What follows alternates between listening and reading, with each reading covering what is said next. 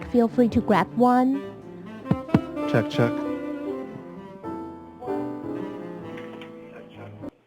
And we still have space at the table, so feel free to come on up and sit at the table as you may.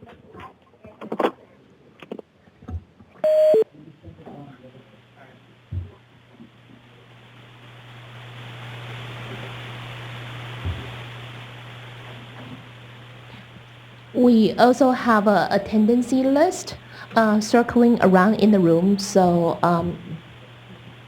for the folks, if you haven't signed in, please, we also have a copy in the back. Thanks. Check, check.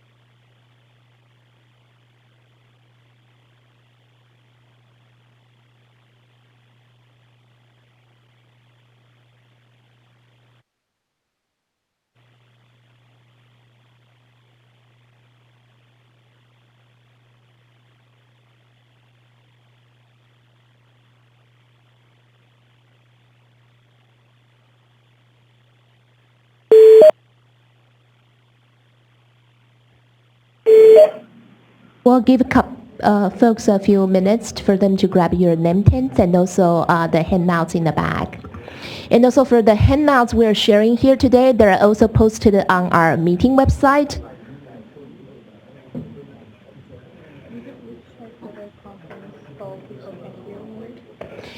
We know that there are a few people are also on the call. Can you guys hear us, right? Yes. Okay, cool. Thanks.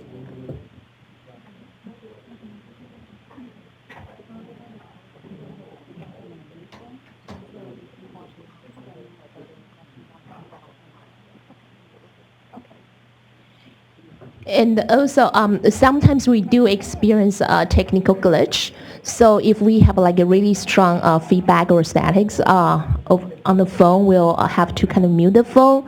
But we'll always turn it back on when we are doing the questions. And also, if we had to do that, please also feel free to email us the questions. The email should be sent to coastalrm at what?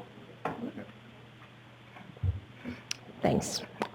The email should be sent to coastalrm at calepa.ca.gov.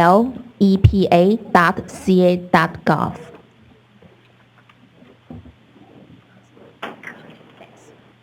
Can you pass this?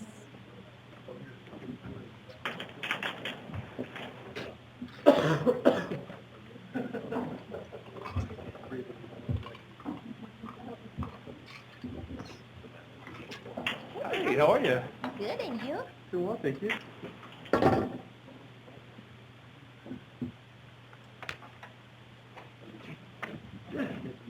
Nathan, how are you? Tony?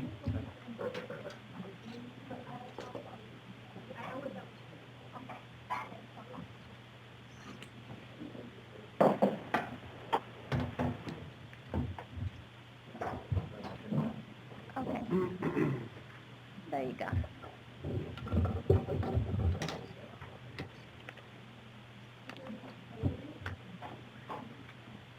I don't know. Also, you have the speaker of the microphone.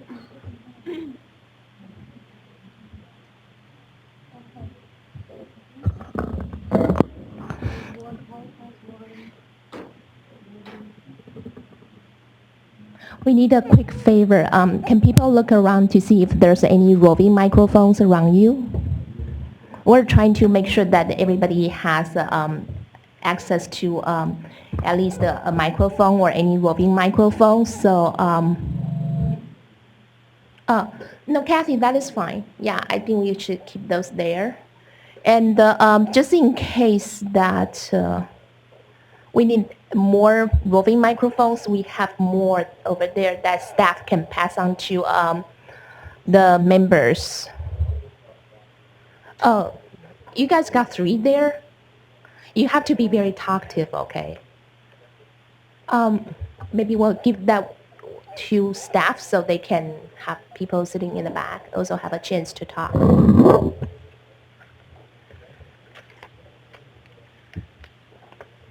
Tony, you want to start?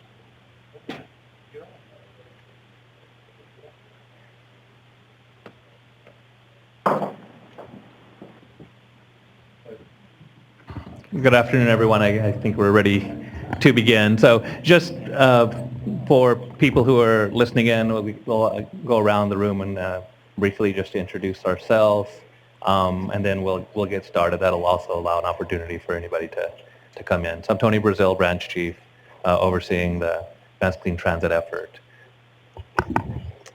Jimmy O'Day, Union of Concerned Scientists. Eileen Tutt, the California Electric Transportation Coalition. Kent Leacock, Proterra.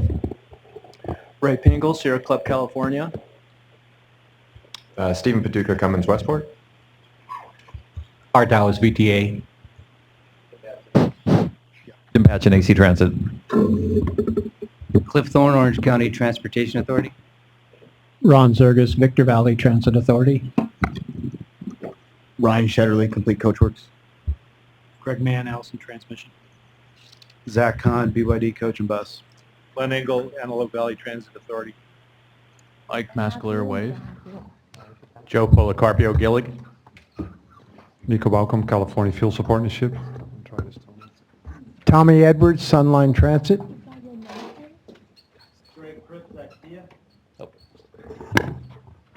Yeah, please use the microphones because there's other people listening remotely. Michael Pimentel, California Transit Association. Paul Jablonski, San Diego Metropolitan Transit System. Rick Ramos, your Central Contra Costa Transit Authority. Steve Miller, Golden Gate Transit. Laura Ranger, Southern California Edison. Nathan Bengtson, PG&E. Todd Campbell, Clean Energy. John Summers, Clean Energy. Yaxin Shao, ARB. Jingguo, ARB. Yaxin staff. And Jamie Levin, Center for Transportation and the Environment. You guys have microphones around the side so we just hear who everybody is. We pass the microphone around to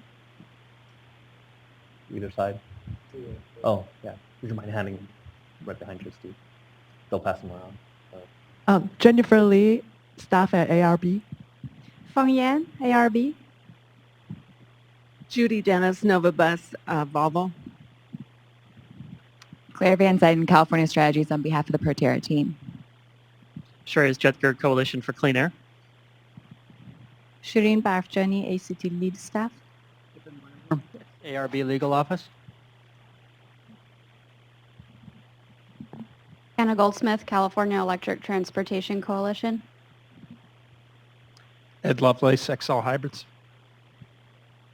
Andrew Papson with Foothill Transit. Mona Babalta with Solano County Transit. Dan Nevin with Cummins Pacific. Jim Wilson, Humboldt Transit Authority.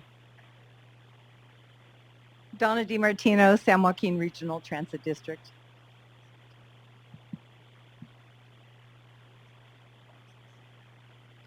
Alan Price, Solano County Transit. David Rentschler, City of Fairfield. Sarah Williams, California Energy Commission. Paul Hernandez, Center for Sustainable Energy. Doug Cameron, Clean Energy. Ryan Kenny, Clean Energy. Jamie Hall, General Motors. Danielle Chambers with the Air Resources Board Compliance Assistance and Outreach. Paul Orneja with the Mobile Source Control Division, ARB. Catherine Garrison, ARB.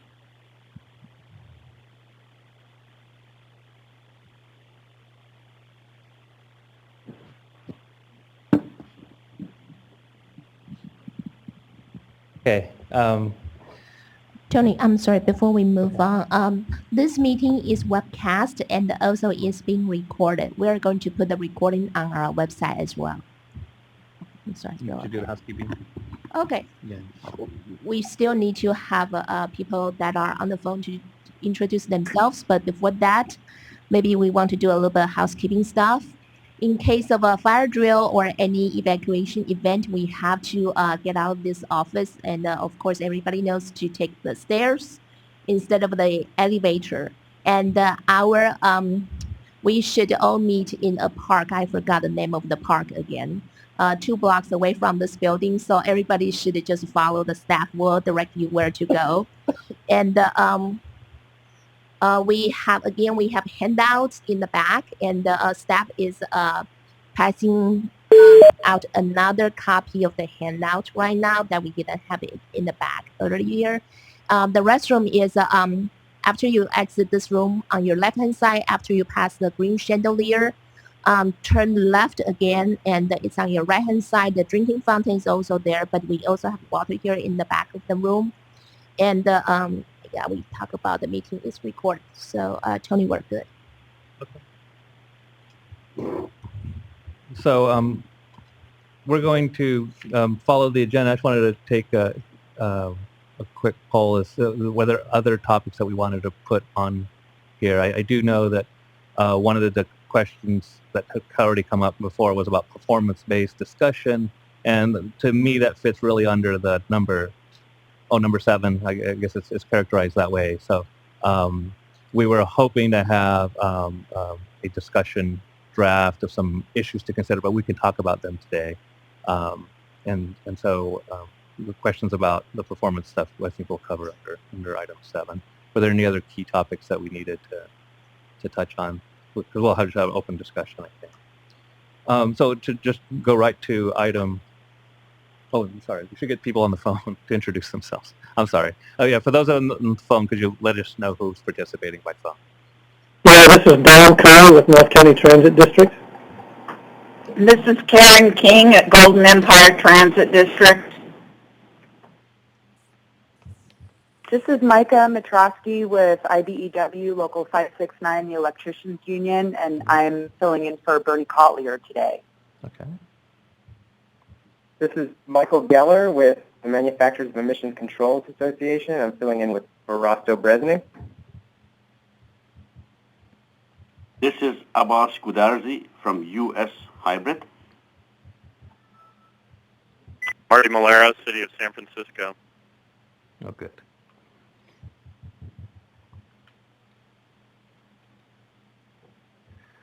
Okay, so that might be everybody on the phone. So okay, so jumping right to the agenda. So update on the previous action items. We did get the transit fleet survey out, and so that's asking questions that are more specific to a transit fleet's operation, including the differences at divisions and their bus fleet. And so that I think that was sent to all of the CalAct and CTA members and anybody on our list that might not have fit that goal. And so we're looking for feedback from the transits on that. I think we've gotten, Sharon, if you can correct me, we've gotten a dozen or so back already, and we're expecting hopefully to get more back by the end of next week or something along those lines. And of course, if people take longer to fill them out, that's still going to be helpful. And then presuming that we get a fair number next week, then we'll try to bring a summary of what information we've gathered at our next future meetings, this one and the transit one. On cost projections for batteries, we've been effectively doing a literature review, actually preparing a write-up to be able to share with everyone on the information we've gathered. So I think there is a fair amount of information out there on what that looks like. We've also we've gotten some information from some individual manufacturers that relate to heavy duty directly. There's a lot of information on light duty, and I know one of the issues was how light duty battery costs and cost reductions change over time, and how that relates to heavy duty. And looking for Dave Warren, I don't see him. Dave, you're not on the phone, are you? he specifically had some comments on that, and I was hoping to have just a little more insight into, that's an issue that isn't as clear to us on where the differences are, since there's a lot of overlap on the technology. Does anybody else have any comments on whether same technology batteries for cars and cost projections for those are applicable or not applicable to the same type of battery used in heavy-duty applications and buses? No comment. Okay, so we'll, oh, good. Greg Fritz with Actia. We're a battery pack supplier, and there's a big difference in the chemistry for heavy duty and also pack robustness and design. So I think it would be a mistake to directly equate automotive, and I come from Detroit, so I know. I worked on automotive battery packs as well. First of all, battery packs are probably pretty specific to each application, and you couldn't just take a Nissan Leaf and battery pack, or a Chevy Bolt or whatever. A Tesla pack is probably not directly in a standard format to fit right away. Correct. Just use caution when you project automotive pricing on.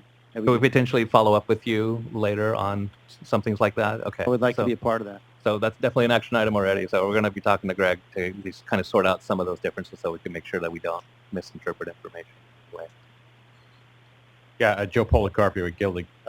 We're working with the Exalt battery manufacturer, and we're trying to get some good understanding of what they think future battery pricing is, because I was frankly kind of surprised what I heard earlier in the meetings here. So once they pull together that information from us, I'll share that with you. Wonderful. Okay. Thank you.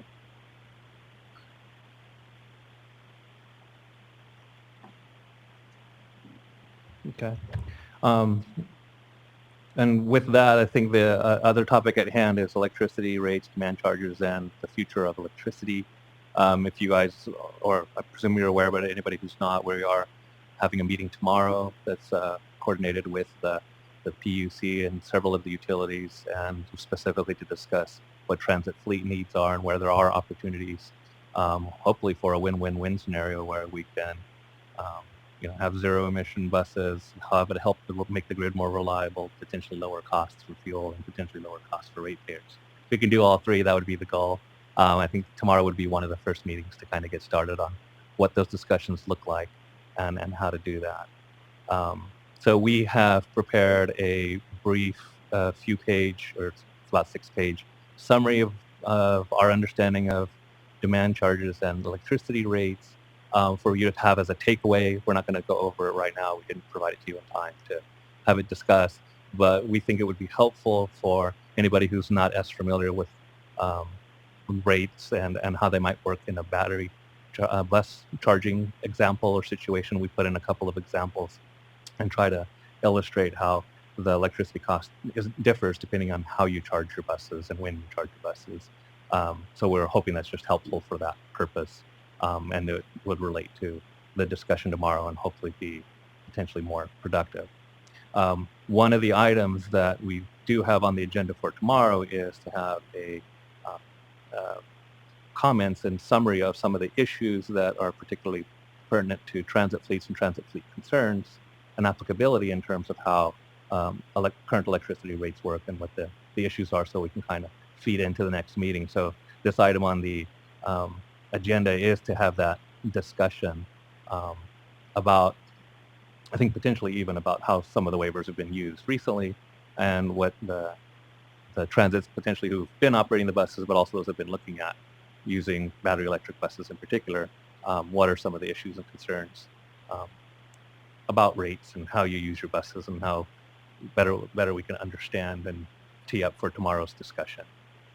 Does anybody have specific comments, or those who actually have experience want to point out some issues that you've dealt with that would be helpful? We will be going over some of that tomorrow. Is this recent discussion document on the web?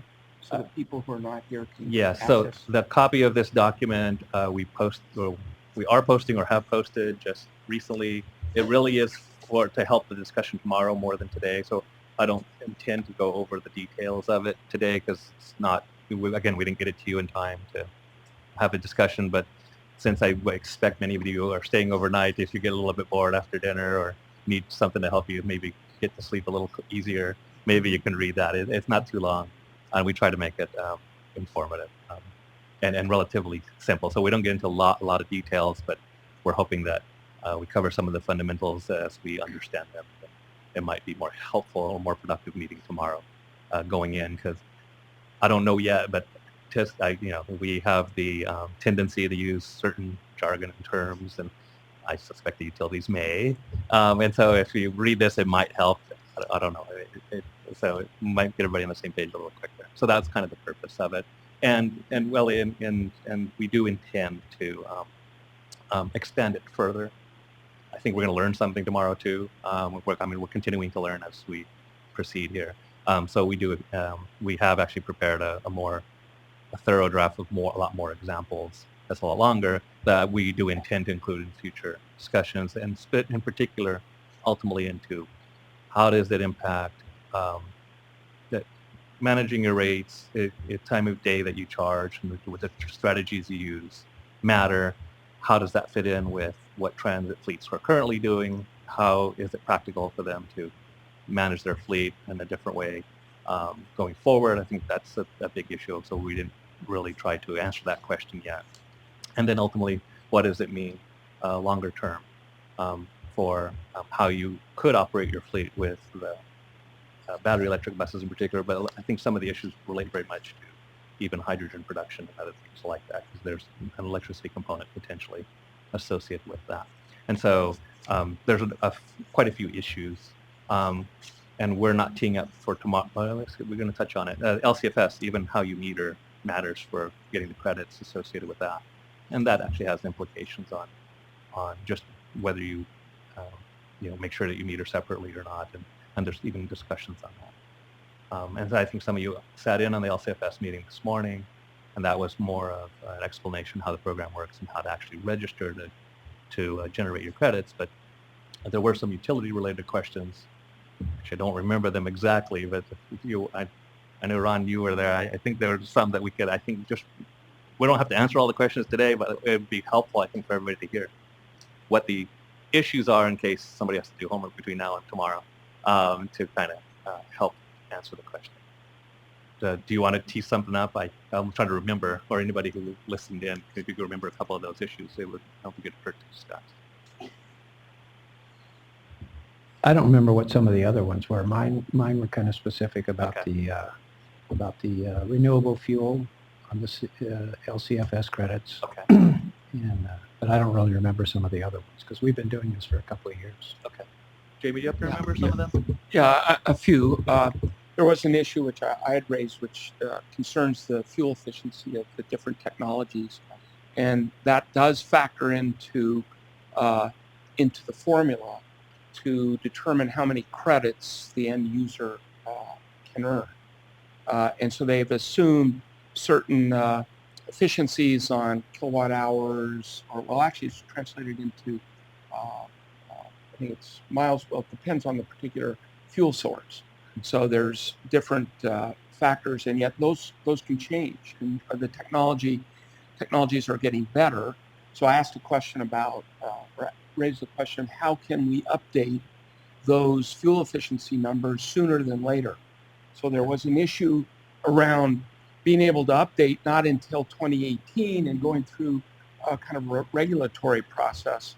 And I think it would, given how fast these technologies in the zero emission area are improving, there should be a faster means by which to do that.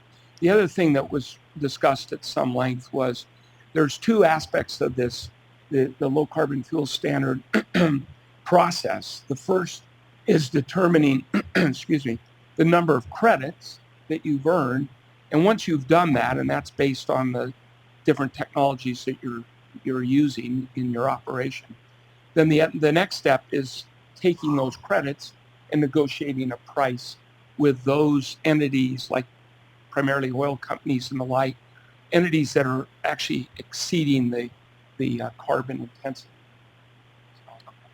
So at least a couple of items that I do remember. I don't see the individual that raised one of them, but the first general one that raised directly to the utilities was what are the opportunities for a transit fleet to work with their utility, for the utility to manage the reporting and claiming the credits on behalf of the individual transit associated with the LCFS program. So rather than the transit managing and reporting it, the utility is already billing, presumably on a separate meter, then could the utility manage the reporting associated with that or not? I think was one of the questions. And the LCFS program doesn't specifically, they didn't point it out on the slide, but there's nothing in the way the regulation structure that would prohibit that. And that's definitely a contractual arrangement between a fuel supplier, like renewable fuels, and an individual transit. They could enter into a contract so that the credits that the fuel supplier would generate could be transferred or claimed by a transit directly if they entered into an agreement to do that.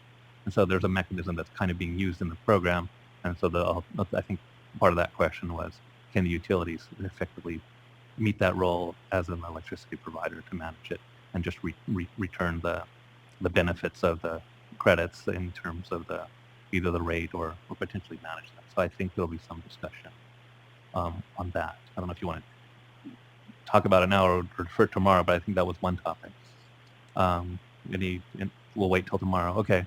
And then the other issue that is, I don't know that it's entirely a utility question, but I didn't understand the details precisely, but one of the individuals, I don't even know his name, raised an issue that because they're a public entity, to use a broker, then they would have to go through essentially a public bid process, potentially to identify a broker, and that in itself could limit their ability to sell the credits if they generated them and things of that nature. So that isn't, and so to me, that might relate to the utility if the utility arrangement they already have wouldn't have that type of requirement in that situation. Does that solve that problem?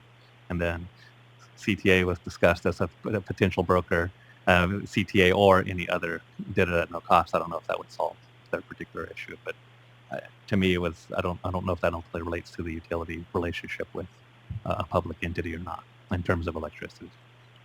So that one might be a follow-up with the individual, I think, on that one. Unless anybody has any insight onto that issue, or have you experienced? You haven't experienced that at Foothill. You do sell, have a number of transits already sold credits. Okay, so it might be a more unique situation. So at Foothill, we have a contract with Clean Energy to supply our natural gas. And as part of that, they claim credits for the gas and reimburse us. So, since we just started this less than a year ago, we in the interim, they're selling our electric credits at the same time and reimbursing for it. So they meet both roles. Okay. And Tony, that was City of Sacramento, so maybe if they can team up with SAC-RT, because SAC-RT does have a fixed guideway, so maybe a few things can be arranged between two public entities. Okay. And similarly, Sunline, we have a contract with BP on our natural gas, biogas, and they're willing to buy those electric credits. Almost. Okay. And then I think I'll just bring up some other issues I think we will want to discuss tomorrow, and I think that we've had different discussions about were, I think, questions that we've raised before, even when we're trying to do a cost analysis, or Steve, in terms of the question about even the 15-minute interval for determining your demand charges and your demand. If you're doing a slow charge strategy and you charge 10 minutes at a time and you don't actually do the 15-minute at a time, is it reasonable to expect that you can use 2/3 of the demand in that period as your demand that you would be charge on your bill, or there's language about the utilities have the option to use a 5-minute interval, and I think we'll want to have some discussion as to can we provide some clarity or certainty in that regard so we can understand what that might actually mean. I think that's a good question for tomorrow's discussion. Yeah. But in discussions with our power provider, they can tell directly from the meter if your power is more peaky than 15 minutes that they're going to go to a 5-minute interval, and they made that statement. So we'll ask them again tomorrow if that's still the case. Yeah, because so that is very important. Yeah, and I think just any issues like that, I mean, are there specific things we want to bring up tomorrow as, here's what we think the top 5 issues might be from the transit perspective associated with these things, and then whether we follow up with separate meetings or are able to address them there. I do expect that we'll potentially have a number of meetings to sort some things out. But are there any other issues that? One important function for tomorrow's meeting is that CPUC will also be here. And under SB 350, CPUC is tasked to kind of review and remove regulatory barriers for transportation electrification. So we really need to think outside the box. Right now, we're thinking about electricity rate, demand charges. Those are like the common things that we see when we are trying to maybe try to electrify our fleet. But are there anything else that we haven't really thought about, because traditionally they've been heavily regulated, but we are just so used to those regulations. But if we have a chance that we can talk to CPUC about potentially removing those regulatory barriers, this is also something that we should bring it up. And also, as a part of our joint effort with CPUC, they are potentially, I think, tentatively having a workshop held on April 29th as part of their proceeding process. And at that workshop, ARB, we're also going to provide the summary from tomorrow's meeting to kind of share that with their commissioner and their administrative law judge. So it is really crucial that we as a group present what kind of challenges we think there might be from transit agency's perspective. Things like, for example, when we are talking about transportation electrification, a lot of people by default, they think about battery electric vehicles, but it's really not like that. What about the electricity used, for example, electrolysis, steam methane reformation? Does that count? How should we kind of also try to push to kind of bring some incentive into certain other things? So these are all sorts of things that we could kind of bring up tomorrow, and there's really no limitation about the scope of the questions.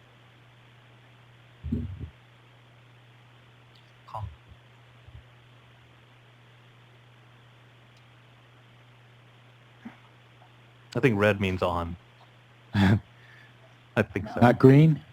Yeah. I think green means on. Okay, I don't know. These Anyway, are not all the same. I'm no expert in electricity charges, but as you have this discussion, and probably it's better for tomorrow, but I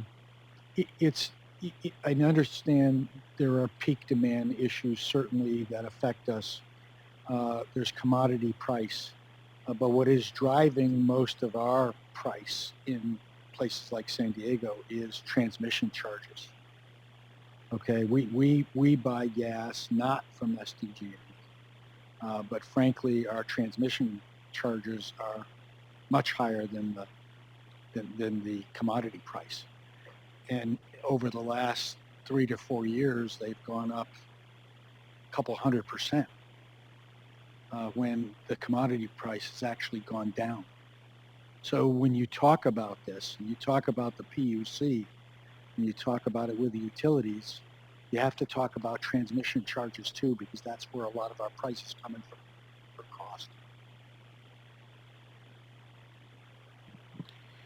Tony, I'm going to throw something else on the table, and I'm going to double down on Paul's statement. I'm no expert on electricity charges or electricity, but I did read in I think it was the LA Times, or maybe I saw it on the internet, that the gas leak in the Northern Valley is going to lead to a situation where they're warning people of 14 blackout days this summer in Southern California. And so then I immediately thought, well, if I convert to electric buses and something like that happens in the Bay Area, and I remember when Governor Davis was in office and I was stuck in this horrible traffic in downtown Oakland because none of the lights worked. My kids were little and they needed to pee and all that junk. And it was a horrible situation when we went through that summer. And I'm thinking, are we going to have a repeat of that? And what happens to transit if we all go all in on this electric bus deal? And I think tomorrow we need to talk frankly with these folks about, you know, how reliable is the power source going to be for transit if these kinds of situations that happen in LA are going to repeat themselves throughout the state, as I fear they might.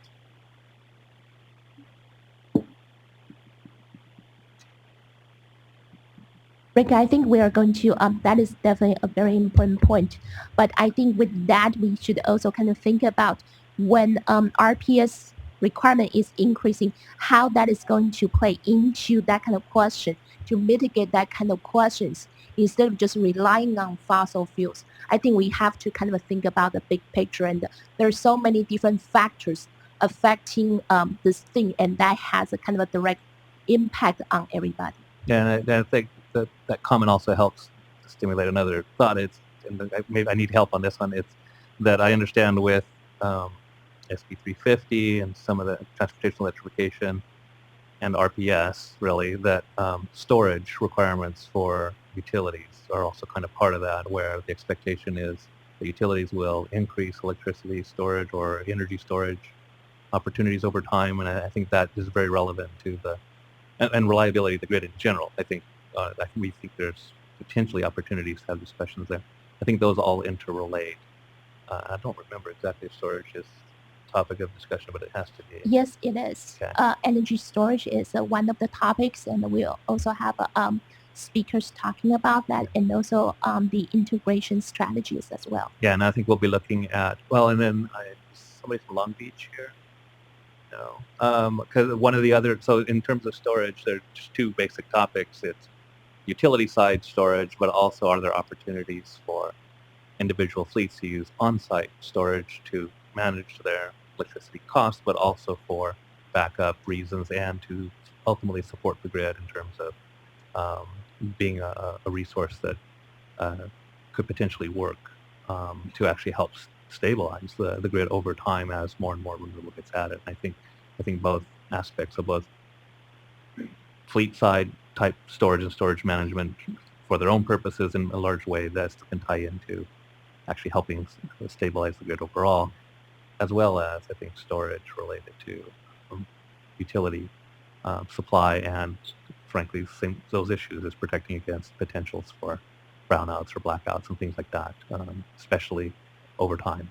So those all relate in a big way.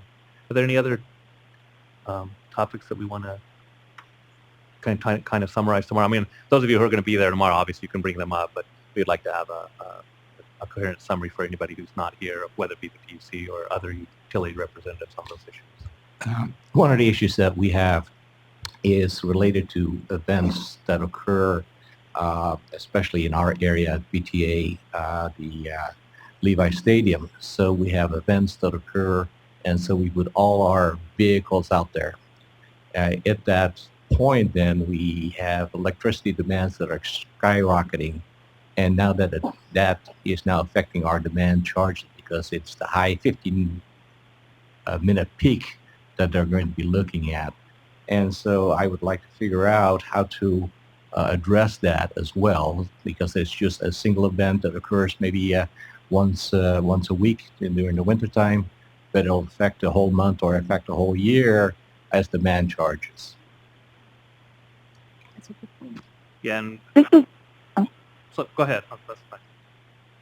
Sorry, jumping in from the phone. This is Micah with IBEW 569.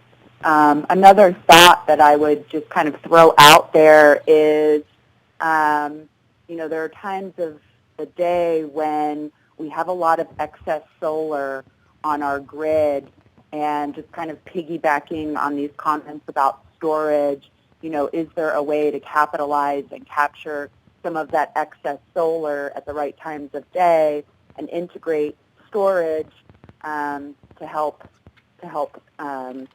relieve some of these concerns at the transit districts and capitalize on this excess solar fuel that's being generated at different times of the day and maybe not being used.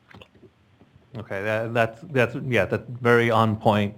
For those of you who don't know, back in over a month ago, we did have a brief presentation from the utilities where they did describe how, as a state, that's an issue where more and more renewable generation will be available in the middle of the day, and there may be excess electricity, renewable electricity during the middle of the day, and that's going to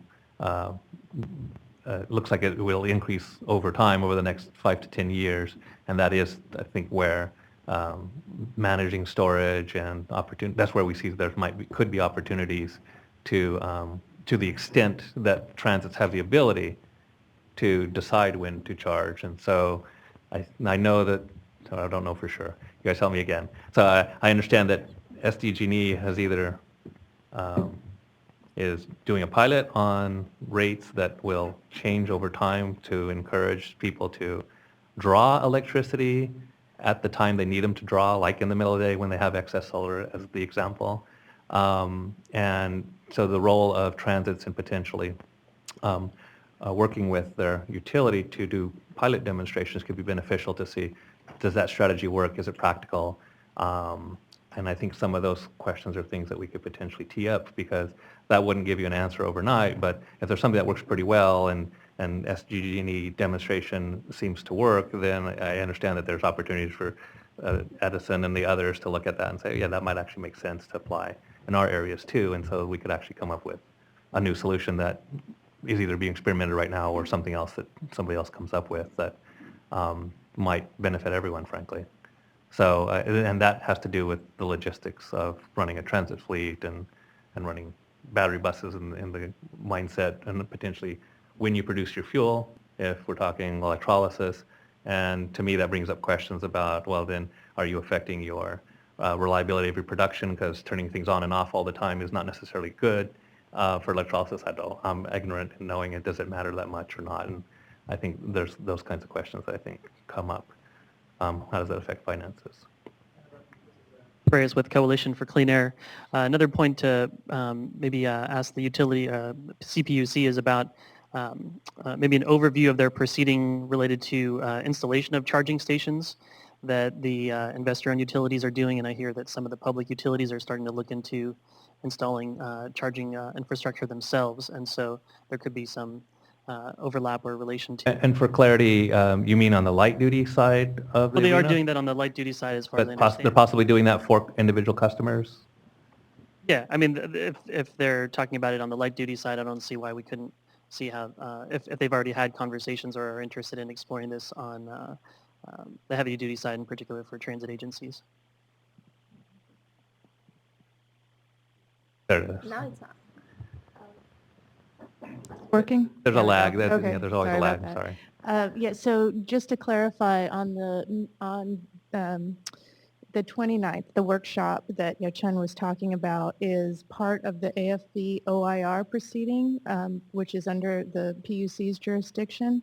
And at that workshop, that's the purpose of that workshop is to help prepare and inform the PUC for the rulemaking that they will issue in the third quarter of this year, directing utilities to invest in infrastructure and programs pursuant to SB 350. So that is the process, and that's the hope, and that's what we're hoping to get through this proceeding. Also think that, Tony, the scenario that you mentioned about storage, either storing energy, but if we're using electrolysis to produce hydrogen or energy, stopping and starting isn't as big a deal, but you'd still have to store that energy because you're going to fuel your we fuel our vehicles at night. Mm-hmm.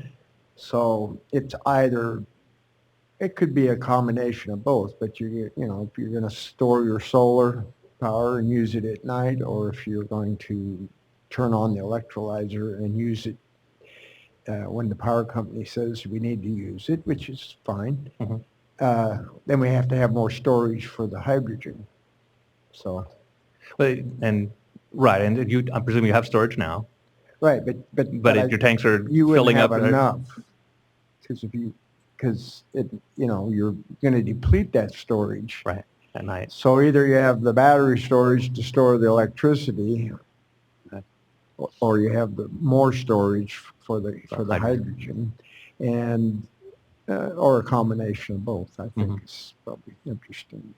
Yeah, I don't know. And again, I'm sure almost all things go back to economics, but part of it to me too, the part that, I mean, I don't know the economics. I'm not saying I know it, but I know that figuring that part out is to me more straightforward right now than understanding logistical issues that you might have to deal with as a transit and managing the fuel and or energy storage, or does the, and I don't know if anybody can shed light on that. My understanding was the San Diego's V1G pilot, in essence, gives SDG&E the ability to manage when a particular customer draws electricity as part of that, or is it just a price signal?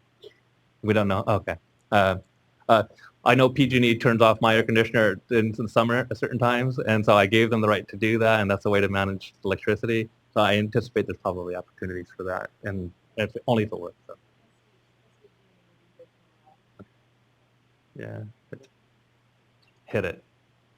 And SDG&E will be here tomorrow, so I'd rather leave it to them to describe their own. I figure you guys know. Just to circle back on the SB 350, that requires the utilities and the PUC to work on an integrated resources plan, which will include things such as storage. So while there's no specific mandate, that is part of the design.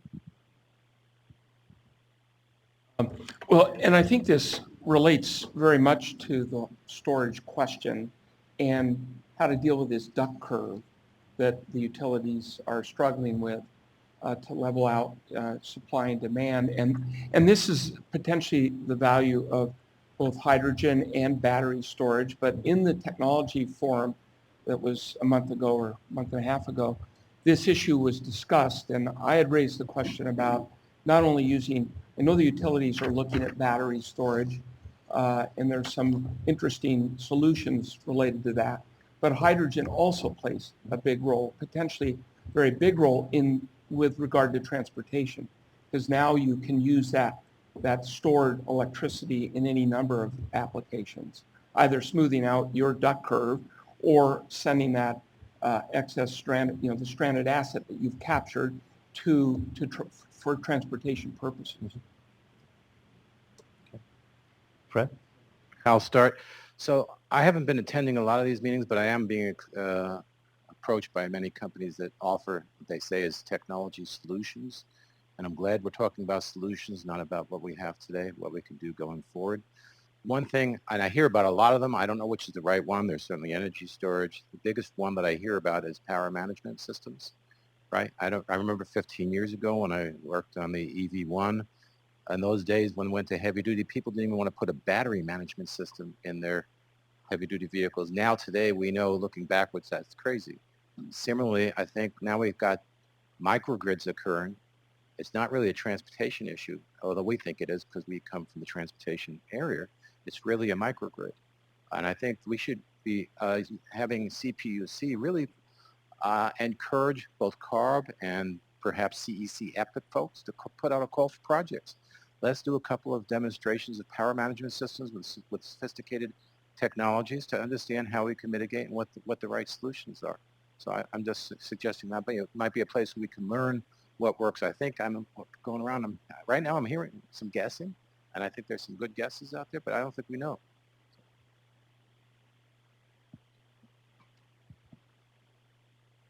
So is there anything else we want to touch on this particular item right now? Again, we'll have most of the day tomorrow to go over a lot of these issues and discussions. Yeah. I have one question. Have we looked at the difference in how they operate when it comes to the investor-owned utilities versus the public-owned utilities? I know they don't have the same level of PUC oversight, but and a lot of the transit agencies here are with public-owned utilities. So are they going to be attending tomorrow? For sure, Sacramento will. Yes, 5 utilities will be here tomorrow, including Southern Cal Edison, PG&E, San Diego Gas and Electricity, plus LADWP and SMART. SMART, okay. Yeah. Yeah, and yeah, so I think we will have a non-investor-owned utility perspective presented there. We did invite others, so there might be others that might come. And I know they're not necessarily regulated by the PUC, and I'm not as familiar with how they also might be involved, and I'm hoping to learn a little bit more about that. And as part of that, we also know that some of the transit agencies, you're actually also serviced by some of your local public utilities, and it's also part of our plan that we'll continue to engage more of them as part of our process here. Yeah, okay, and so to start shifting topics, and obviously when we're looking at costs of operating buses and charging them and fueling, we are looking at and have looked at different utility areas, Merced, Modesto, and Roseville, and those to see what their rates look like and what the implications are for any transit in those areas too. So to move on, then the Transit Agency Subcommittee update. I'd say, Paul, I'd say turn it over to you. Right now, my mind is a blank because I don't remember. I know it was not that long ago. Yeah. By all means, let's. I'll just be brief because I think the real content of what we've done is carried under some of the future agenda items. But just to refresh everybody's understanding is that we have 2 standing committees under the Transit Advisory Group. One is for life cycle cost development, and that is with Steve Miller. And that is an ongoing process, really. We got this whole costing model to a point where we have opened it up. It was presented to the OEMs several weeks ago, I think. And I think Steve he'll report more on that under the maintenance section, item 5, I believe. But we are getting some feedback on that. I think in credit to what Steve has done, nothing has really been earth-shattering in terms of our assumptions. So I think it's a matter of fine-tuning. And we're continually seeking real-time data from transit systems that are operating zero-emission buses to fuel that model. So he'll go into that.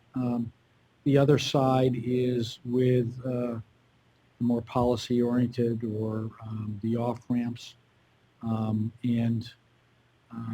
That group in large attended the February board meeting where you all gave the presentation and listened to all that. And so we have, working with the California Transit Association, we have a refined proposal from where we were a month ago or a month and a half ago that we'll present to you wherever it best suits, probably under number 6, I would think, when you get done with yours. Okay. So that's really it right now. So I remember, so is there any other key items we discussed at the last meeting? We do have a summary of that meeting. I think it's already posted. So anybody who's interested as to what the discussions were, some of the little more details, those are posted online too. I think obviously these topics are overlapping, cost issues. And, so I think we'll have part of that discussion. We have a lot to say on the others. Okay. No, that's fine. And okay, so if we move on to, we're ready to move on to maintenance.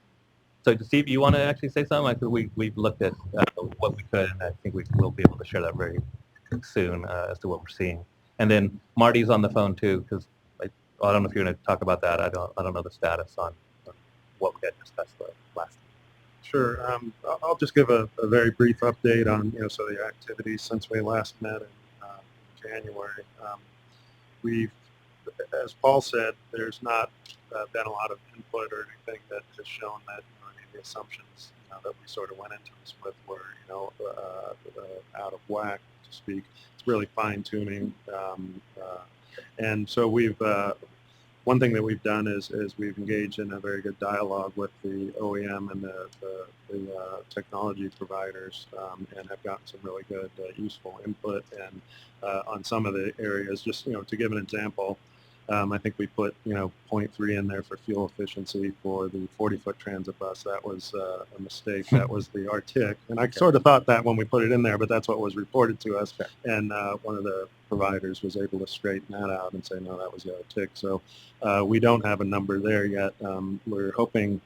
We have numbers from Foothill. We have numbers from Altoona. What we're waiting for, and our partners at LA Metro have promised to go to the drawing board and see where they're at. I think they're in about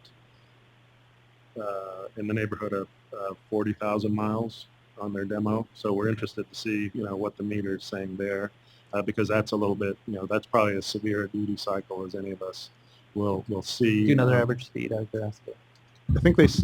This is just a guess. I think they said it was around 8.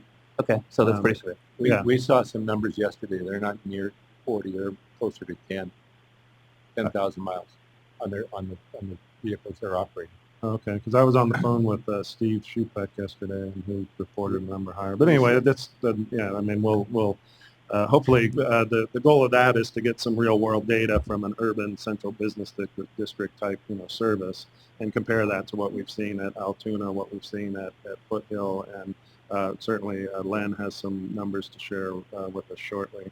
And so really that's sort of the kind of the fine tuning, the refinement we're doing now. And so, with the goal being that we end up with, sort of numbers that everybody can say, yeah, we think that's a pretty good number. Obviously, this is not, we're not building a budget document here. This is just sort of a cash flow projection to give the policymakers some idea of, the magnitude of what they're asking us to do and when the money is going to actually flow. For those of you who aren't familiar with what the Subcommittee on Life Cycle Cost Modeling has been up to, we're building basically a 22-year, discounted cash flow analysis, which will basically show how much money is moving and when, and comparing that to, standard, the current technology and to the technology options that, are potentially part of an advanced clean transit rule.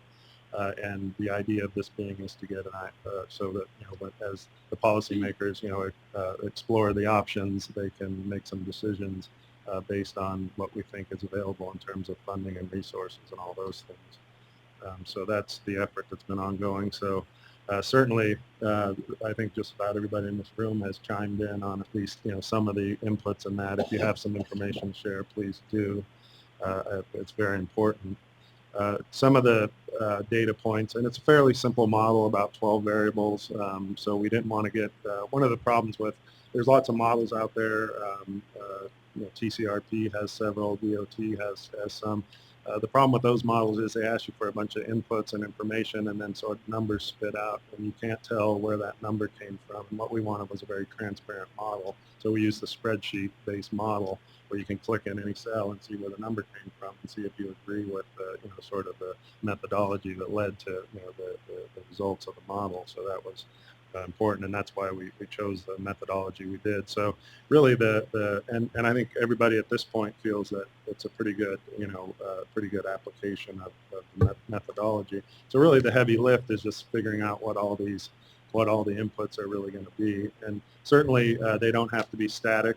Some of these are going to have ranges. Some of these numbers, we can do some what if analysis, sensitivity analysis, meaning that, what if electricity is 10 cents, what if it's 30 cents, how does that affect the cash flows in the model, those sort of things.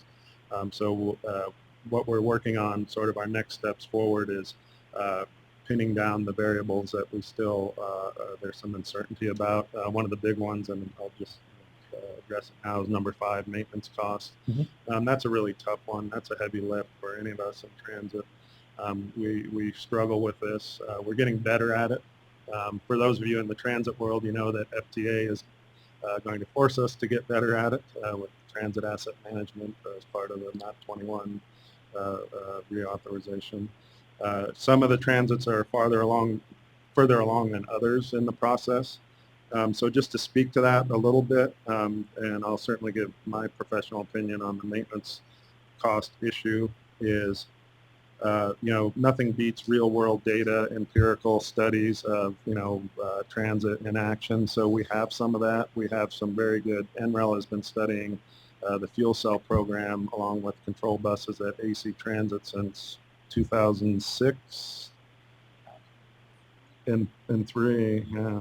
And so, we have some numbers there. We've just gotten a 1-year empirical study of Foothill Transit's electric bus program.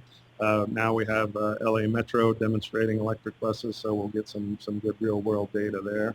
And the reason I talk about all that is, one of the things that's been suggested, methodology that's been suggested is this maintenance cost survey. And so I'm sure somebody in the room have this and have worked on this. And when we first discussed the notion of doing it, it's basically the idea here is to do an activity-based sort of costing of what maintenance would be for different technology of buses. And conceptually it sounds good, but it's a really tough thing to do. And the reason being is there is, for example, there's 50 points in this survey here. I started working on this survey and I looked at our work order history. We have a pretty sophisticated asset management system. So every time someone works on a bus, a work order is created. Any materials that were used are charged to that, and they give an estimation of the labor. So that over time we can roll up costs against an asset, whether it be a bus or a car or whatever the case may be. And the purpose of that is to accomplish this, over time, and we can. And those work types those work orders are segregated into work types, so we can tell if it was body work, propulsion system, brakes, that sort of thing. And so we're getting much more sophisticated in that. The last time last year I did a pretty an in-depth analysis, and I came up with about 81 cents a mile for a diesel bus. That was a sample of our fleet over an extended period of time. Because you figure as time goes on, that sample, a larger sample size will give you a better number. So I started looking at this, working on the maintenance survey and trying to dig up some data. And, in the last 90 days at my agency, and we're a small agency, in comparison to many at the table here, I mean, we're running 197 buses right now. Just short of 6,000 work orders in 90 days. And that's for everything from changing a tire to rebuilding an engine, a transmission. When we talk about the methodology of doing an activity-based costing, when you look at this list, the first, about 25 or so are PM activities, right? Change the air filter, check the oil, those sort of things. Those are really easy to predict, right? Because we know they're going to happen at a certain interval. We pretty much can tell you how long it's going to take. We can, lay out in a budget style fashion what the PM for that vehicle is going to take over time. We can do that for the electric buses. We can do that for the fuel cell buses. We can do it for the diesel, the CNG buses. But the corrective maintenance is where it gets really dicey. For example, I'll just turn in here a little bit and engine overhaul. We have engines that will go 100,000 miles and blow up and you have to rebuild them, and we have ones out there that have 500,000 miles and will go away with the bus when it goes away. So when we try and say, how often do you rebuild an engine, that becomes a difficult question to answer. And probably the best way to answer that question would be to do an exhaustive analysis of the history of the transit and come up with an average number for that propulsion type. And that's a pretty heavy list. So I'm saying that to say that this, this activity-based, run at the maintenance cost, I think is going to be a lot of work. It's certainly not something we're going to turn around quickly. And if we don't devote the time and effort to trying to do a thorough analysis of this, then I certainly, as in my professional opinion, will have no confidence in whatever numbers come out of it. They're going to be wild guesses at that point. So I said all that to say that and as the chair of the subcommittee working on the life cycle cost model, I recommend looking at the empirical data and running at the maintenance costs that way, and then making some estimation in cooperation and collaboration with our OEM providers of what the difference might be for battery electric buses, whether it be fast charge or medium slow charge.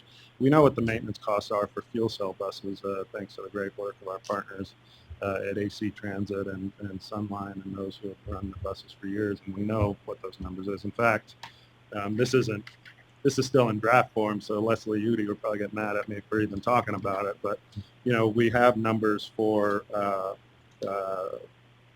year of almost 800,000 miles of bus service and what preventive maintenance costs. And the numbers here, these are sort of draft numbers, but I'll just 14 cents for the diesel bus and 20 cents for the fuel cell bus. And those seem to be plausible numbers. When we look at the Foothill Transit report, we have 14 cents for the CNG bus and 18 cents for the battery electric bus. So you see those numbers are pretty well in line. And the reason you can make a fair comparison to Foothill is that's really preventive maintenance, because those are brand new buses, basically under warranty and with very low mileage. So most of that work that's happening in those buses is preventive maintenance. In the case of the NREL study at AC Transit, it's actually segregated. That is the number for preventive maintenance. So I think we can rely on that. I think we should rely on that. I think that's a scientifically derived, rigorous, empirical observation of what the real world is, and that's what we need to look at. Now let's talk about corrective maintenance. I think we can do the same thing in terms of corrective maintenance because of folks that have sophisticated asset management software systems and are gathering that data. I know that there's folks at the room. I know, James, your agency has done a very good job of gathering asset maintenance information by using work order costing. So my recommendation in terms of maintenance costs is that we get the assistance of some of the bright folks at ARB and go in there and sit at Golden Gate Transit, or I'll give you some kind of a VPN link into my asset management database, and let's figure out what those numbers are. That's great. And if we need to schedule a trip to go out there, that'd be fine. And now I kind of want to I'm sorry I'm taking a lot of time. No, that's perfectly fine. No, the whole goal of this is to come up with something that makes the most sense to all of us. And so one of the reasons we took that approach, I think we did kind of discuss last meeting with this group, is because the available study information is pretty limited, and as you mentioned, most of them tend to be with newer buses, doesn't shed a lot of light into that longer term question as to how they're going to be over time. And that's where we had we discussed looking at the trolley bus empirical data, because there is that at least give you a long-term perspective on electric drive, which would seem to be relevant. And so we have looked at all the available studies. We were hoping to have that available for review before, but we've looked at the studies, what we think they mean and what they imply in terms of maintenance costs with those snapshots, because that's all they are. And I'm thinking they're getting a lot closer. I think they easily support. I mean, some of the statements you've made about how much propulsion-related costs are in terms of total maintenance costs, and I think they are helping us narrow what we think the range should be, and I think it'd be helpful. And frankly, I'd like to add the LA data, if there's actually LA data to that discussion, and we can. And again, in the spirit of what we're trying to do here, it's like, here's what we have from studies right now, and we can get more information to shed more light, then even better. But the reason we kind of took this approach was to see if it could help not come up with the final answer, but just be another clue as to what things might look like. A plausibility check. That's really what it's for, because I mean, to me right now, the question is, should we be using 4 cents a mile for maintenance or 40 cents a mile? And I'm pretty sure the answer is actually almost right in the middle of that. And the studies give you a clue to that, but they don't answer some of the questions in terms of midlife type costs and costs over time. There is a little bit older report, I think it's 2004 or 6. I think FDA pulled together with a lot of transit data and can show trends over time and how all these variables look over a full life of the bus. And we would obviously look at that to say, well, how does this relate to? And I doubt it's going to be any different than what you're concluding today. The rub is to understand how newer technology, how things may have changed and how they might change in the future. Like when you say the fuel cell question, It's about, yeah, what does it look like today, but also what's quite plausible for several years from now or a few years from now, or because the NREL does look at that, and that DoD is supporting research and other things in those regards. So there's both questions, and so it's not a super simple answer, and I think we fully understand that we want to find something that's pretty representative, and then if you're doing a 6 mile per 6 mile per hour average, then there's going to be some things that are very different than somebody who's operating on an 18 mile per hour average, like brakes and some other things. And there's probably trends that we could use to help inform some differences. But the whole idea is to get closer together on and a better understanding, because we're not saying we used a bigger number, and maybe we shouldn't, but we used what we had at the time, and I think better information is going to lead us hopefully to having the same perspective.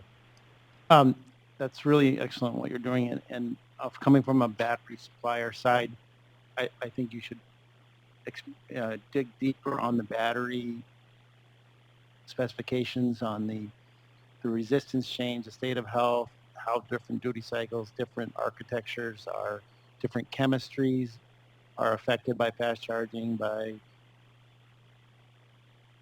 vehicle to B to G.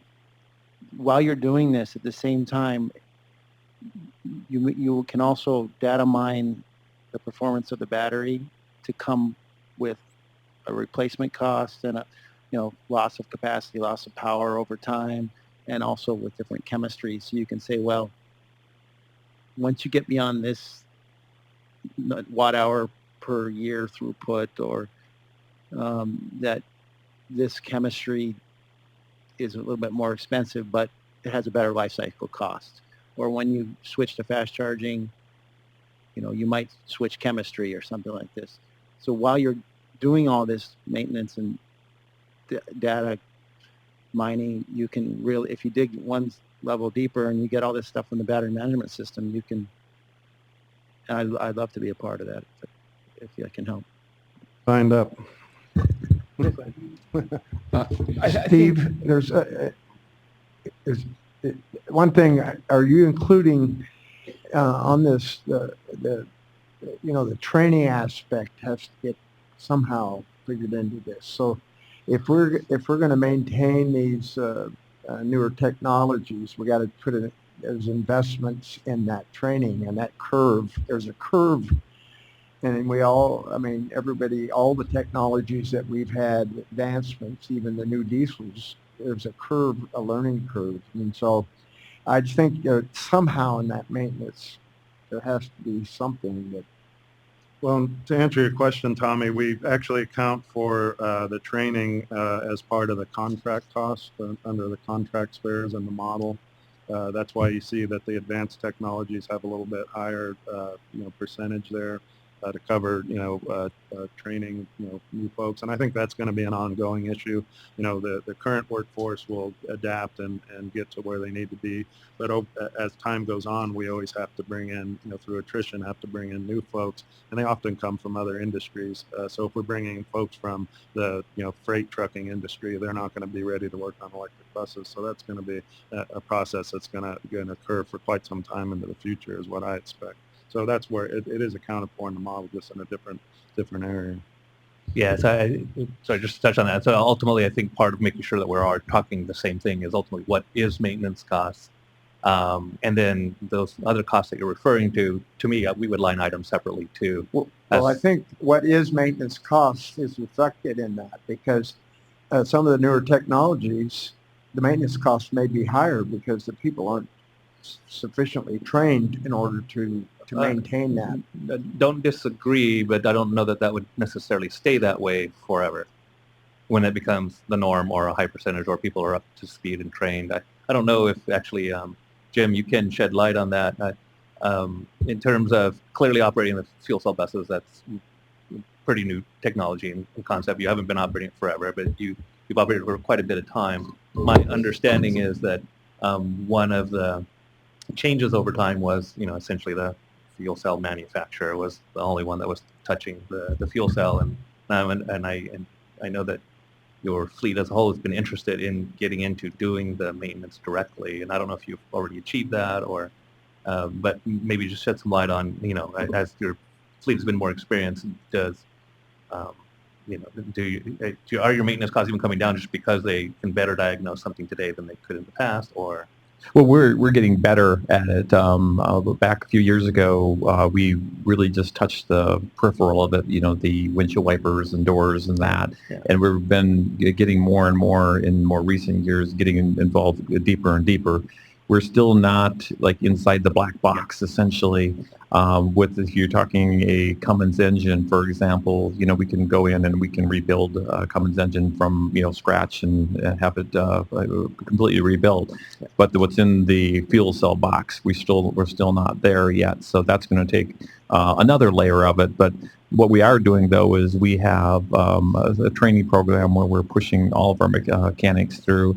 And the first part of it is just general overview knowledge of it, and then we're going to starting to put people through our advanced diagnostics for that too. So we're starting to train like we do with a diesel bus, except that we still have a little ways to go to the next level where we're actually getting into the box, where we'll be essentially at some point rebuilding a fuel cell. Okay, great. Okay. And to that point, Jim, I believe you're reaching out to 156 of your maintenance staff in that training program, which is a good thing. It's all the staff, right? Right, that's correct. So the point I wanted to make, which is kind of a challenge here, but I think Tony touched on this, and I think it's important that what we're looking at in this whole zero emission direction is 35 years and longer, looking out to how do we evolve to that technology. And one thing we should keep in mind is that mature technologies from an economic standpoint, both capital and operating, are going to be linear, and in fact reach a point of stability. And you can say that with a diesel bus. You know what it takes to rebuild, and you pretty much have the TCO under wraps. What I think is evident with these new technologies and zero emission technologies is that the curve is exponential in terms of the reduced costs, both on the capital side and as well on the maintenance side.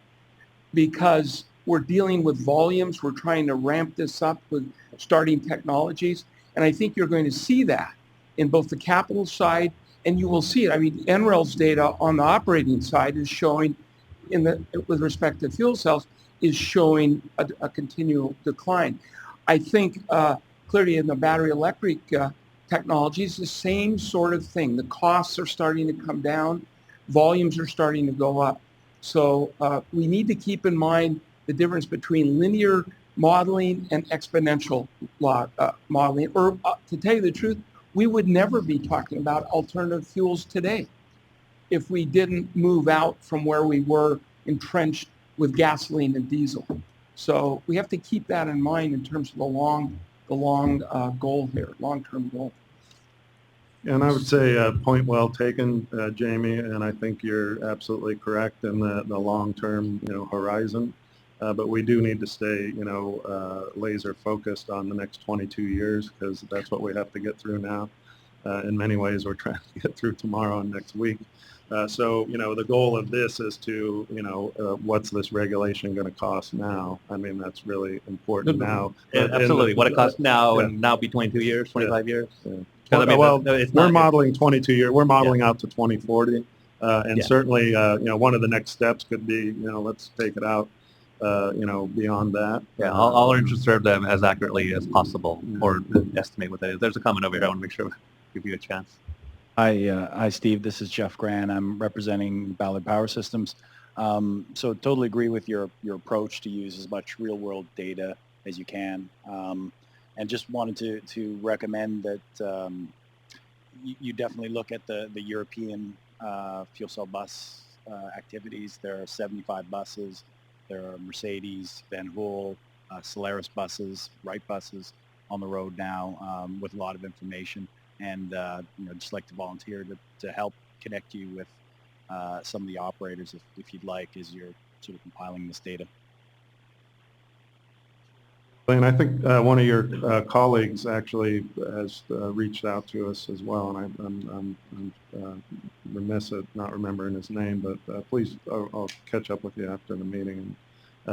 Right now, we're modeling the battery, slow charge, fast charge, medium charge, electric. The reason we started there is that, appears to be the low-cost option. The fuel cell, at this point is still, some incremental number above that. At least we believe that to be the case based on, the data that's available at the moment. We are going to move on with this model and look at the fuel cell option, though, because I think there's a lot of transits that have, made the statement that, fuel cell is the preferred option for us because of the range issues with the battery electric buses, and they're willing to absorb maybe a little bit higher incremental cost for fuel or in order to have a bus that will go out and do what the conventional technology buses do right now.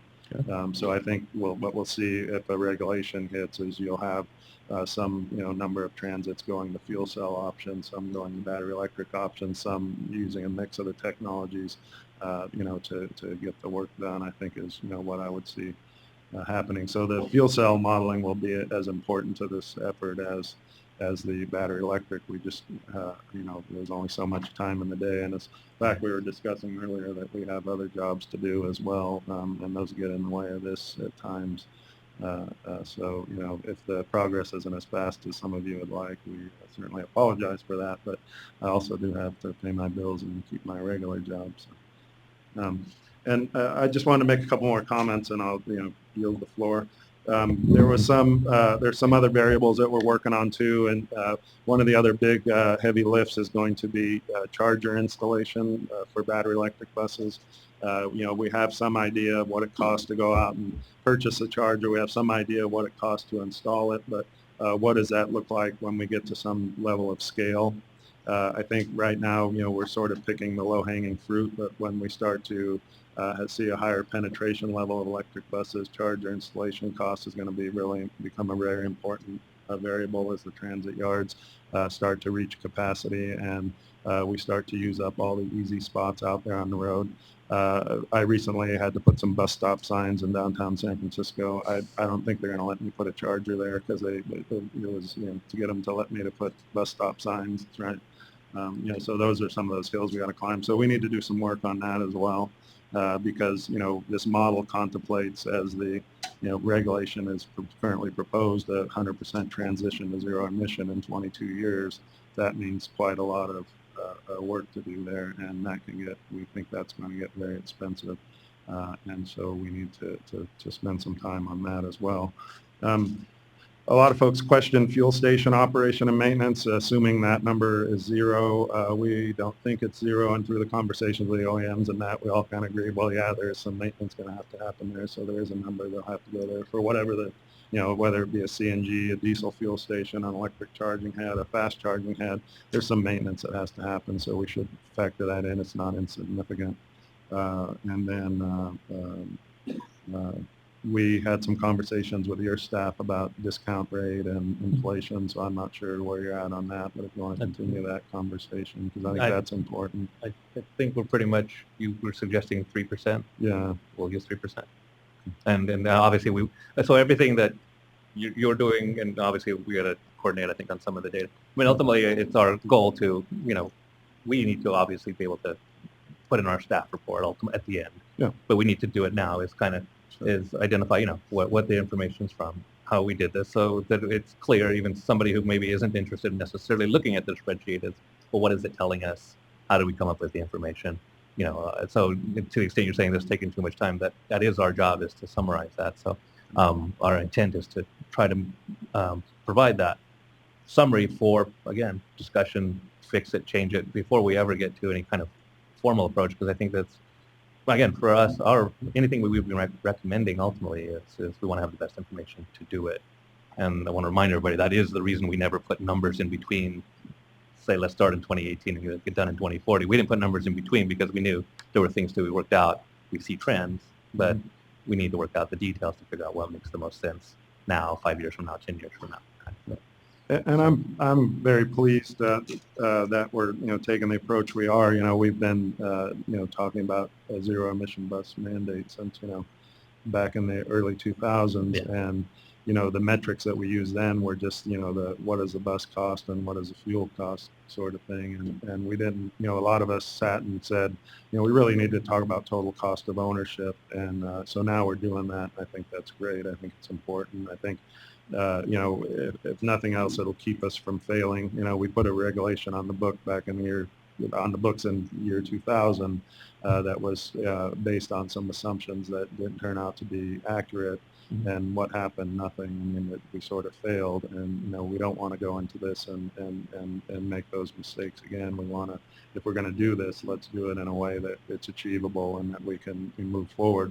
Now, whether that we can be as aggressive as the ARB is proposing at this point, I certainly have my doubts. But at least through this effort and to get a picture of the total cost of ownership of the various options available to us, we can see what is possible, and then try and achieve that. And maybe we try and achieve the impossible and get somewhere close. But that's, I think, I'm really happy, and I appreciate the effort of everybody who's assisted in this effort, because it hasn't just been Steve. There's been a whole lot of work on everybody's part. So I really so I'll have a question, but I want to give Marty an opportunity. I haven't spoken to Marty for a few weeks now. Or do you want to weigh in on what on collecting his data, or Marty, do you want to weigh in? I haven't seen Marty's data yet, but he told me. Marty, you want to provide any kind of update, or? Yeah, sure. Briefly, and I won't take away too much time because I haven't been able to come up with all of the data yet. It is a deep dig, deeper than I thought when I projected that I might be able to have something for this meeting. I echo everything that Steve just said, and I'll add from the trolley bus sort of baseline perspective that some of the challenges that I'm having and what I'm being very careful about doing is separating things like, for example, it was talked about, we don't go into the black box, those fuel cell agencies. We do, so to speak. We go into the control systems and we rewind our own motors, et cetera. So breaking out that kind of data so that each is line itemed in a way that we can sort it and make sense for the various applications. And the same goes for the cost per mile data. Because our electricity is subsidized through the PUC, I'm breaking it down in terms of units of energy rather than cost, because obviously it's all relative if you're talking about the raw cost, and I want it to be an accurate number. So that's what we're looking at is cost per unit of energy to operate these vehicles. And then finally, I'll just say that, because what we bring to the table is 80 years of electric bus service in an urban environment, what I'm trying to do is go back far enough with the data so that it's representative of more than just one manufacturer. I'm trying to go back a couple of procurement cycles, put a few decades worth of data together to look at those trends. As we talked about offline, what I want to do is represent both. There's the propulsion system only data, which is important and completely relevant to these conversations, but I would also offer that the overall bus reliability data, MDBF, is also relevant, given that, like battery buses and fuel cell buses, our trolley buses are relatively unique in the transit industry. There are only 5 agencies that operate them, and so we run into problems with a manufacturer not being in existence anymore, and trying to fetch our own parts or make our own parts, etc. In other words, it's not the same diesel bus that is being run in 5,000 other places in the United States. So I would offer it sort of as an asterisk that it's still relevant to look at the whole bus, and with the qualifying statement as referenced before, that we have a whole union that works on these buses, let alone a maintenance team. So it's a different way of looking at maintenance. It's a mature system. It's a mature ZEB system is what I'm trying to say. And so I'm trying to break it down into the smallest units possible so that we can make some sort of accurate translation into a rough baseline. Okay, thank you. Yeah, so obviously, as we get more information, we'll share it as soon as we can. So we kind of looked at some of the available studies. We do intend to share that in a written summary for people to look at and say, are we interpreting it right or not? Do you want us to give you a quick overview of what we think it's telling us, or do you want to kind of just maybe wait till we have that write-up? Well, if you think you have time, I mean. Yeah, I think you want to just summarize it real quick. I mean, I think we're finding 4 different things. I'm just wondering if it's coming pretty close to what you are finding, or do you think that makes it look One thing that I'll different? caution is when we look at the studies, if it's, Kansas City numbers, you have to make some adjustment because, California is a high cost of labor state and it's widely variable across No, the state. and Yeah. again, the focus of this was really Yeah. to try to answer the question, what do available studies on fuel cell buses, even Yeah. hybrid buses, and electric buses tell us about the propulsion system, the drivetrain, and brakes, because that's technically not in the propulsion, in terms of maintenance costs only. Again, we don't expect it to give us all the answers, but it's a clue, and it's like, does it at least get us in a more narrow range that maybe is perfectly consistent with all the other data? At first, we expected it wasn't going to be actually that helpful, but we knew we had to do it. And it looks like we're even with 5 or 6 studies, it seems like we can at least draw a few conclusions that, I don't know, might put us in the same ballpark at the end of the day, and I don't think is dramatically different what some of the manufacturers have been doing, but is supported by these studies. Again, there's just snapshots, but I think that they help narrow the range. At some point, we'll get to where we can flip the coin and make the Yeah, and make again, the if we call, huh? and when I say narrow the range, it's, I think ultimately, sure, for cost analysis and other things, you usually pick a number, but then you look at, okay, well, now look at the range, and what does that imply, and what does that suggest? I personally like to use a middle number, but every model is wrong. It's just some are more useful than others, and we want to make a useful one. Do you want to just go ahead and give them a quick highlight, and then we'll move on? Yes. So the ARB staff reviewed 7 studies to compare the regular maintenance cost for electric drive propulsion system versus conventional drivetrains. These 7 studies include 5 transit studies conducted by the National Renewable Energy Laboratory, and 1 from Stanford University, and the last one from 2004 LA Metro Trolleybus report. And these studies are only the snapshot, the whole maintenance cost of the whole bus life. So there's no midlife overhaul cost associated with these studies. And after reviewed all this study, we find the followings.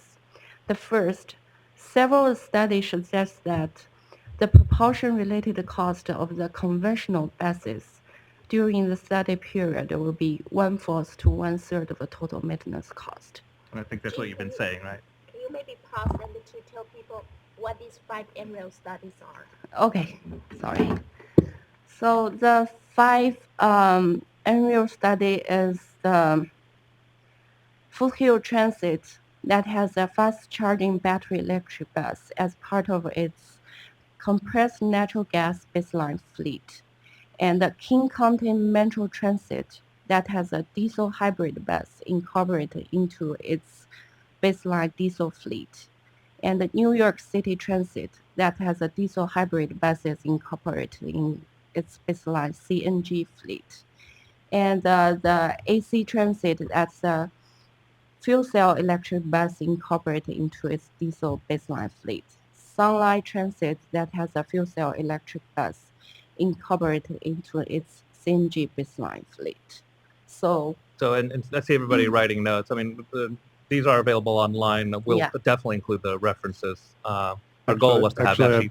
I've read every one of them. I'm sure you have. I mean, there's only so many studies. But again, we wanted to see what they tell us. If you don't think the interpretation is right, because again, the issue really comes down to, sure, if they're only new, does that represent what they look like in year 10, 11, 12? Probably not.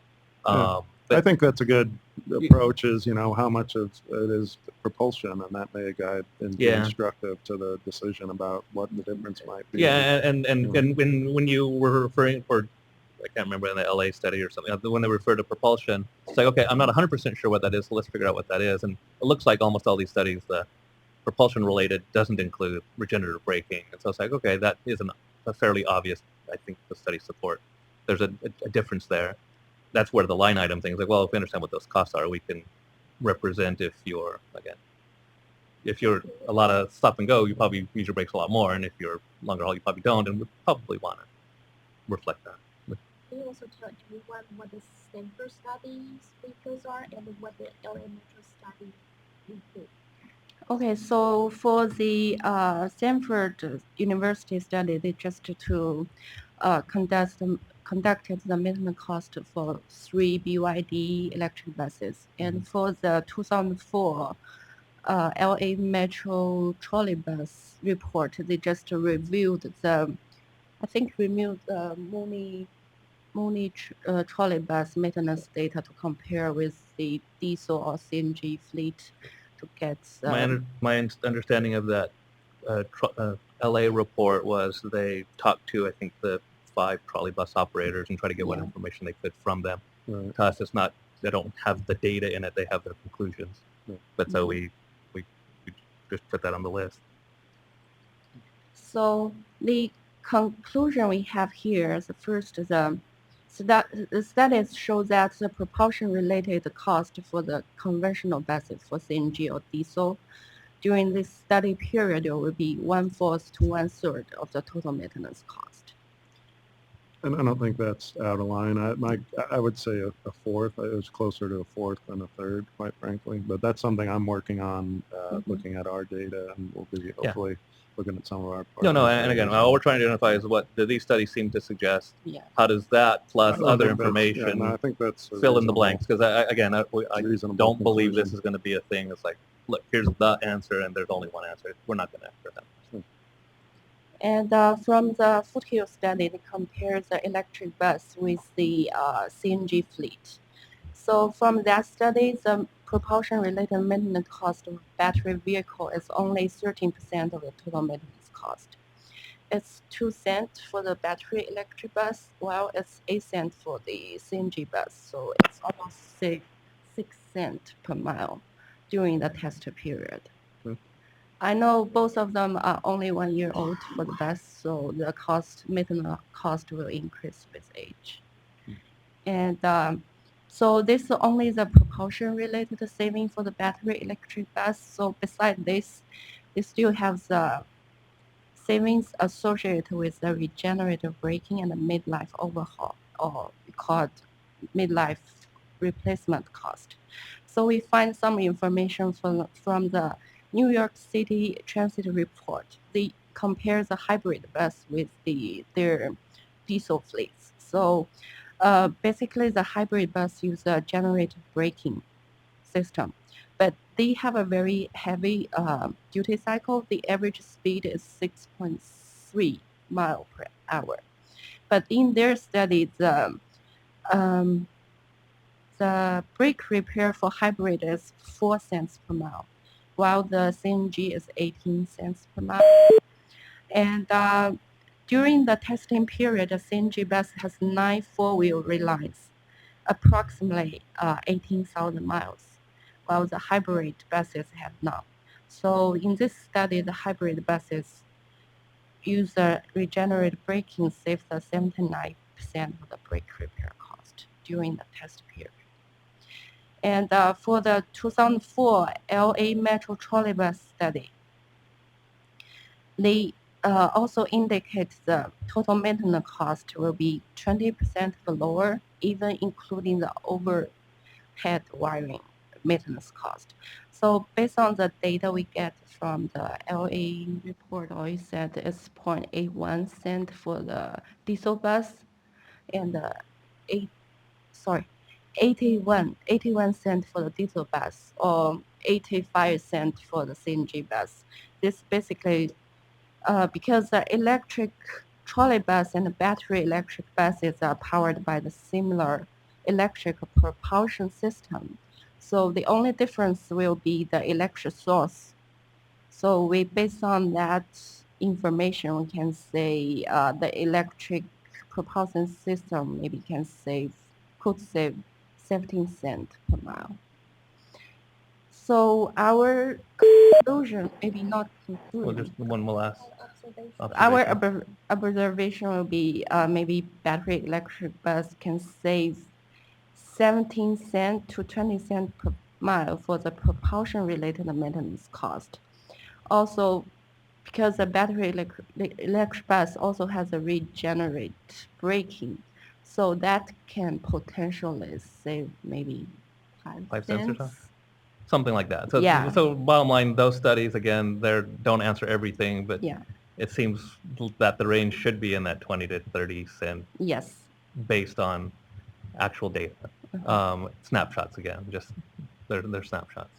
But so that's where that's what that suggests. And so again, we'll describe that, what we think those studies tell us, and why we think that's what we can draw out of it. Those studies include a lot of other information, but we're just focused on that to kind of say, does that put us kind of in the same range or not? And I presume it does. I don't, and we can talk about that offline too. But Yeah, I mean, well, before I could really comment on that, we'll Yeah. have to spend some Fine. time and No, look no, at no, that. that's but perfectly you- fine. That's why we Roger- want to write it down, because if you said, no, wait a second, you took that and you, I'll say that when the first run at the model, we ended up at, I think, the CNG bus at 85 cents a mile. So, I mean, you're saying, basically in the same range. We think that's a pretty good number, based on all the study that I've done. We threw a number, we just looked at the difference in maintenance cost at Foothill. That's all we had on the table at the moment, and threw a number in the model. So that's the number that we have to it seems like we really need to get to. Is Yeah. what do we think it will be for the electric bus? and what's that based on? Because again, Yeah. whatever, we use the 85 because you guys before said that's a representative. You look at these studies, they're all over the map. There's $1.60, higher, lower for the in baseline buses. And, we know that's going to be a variable. But again, the idea is, relatively speaking, how do they compare? Yeah.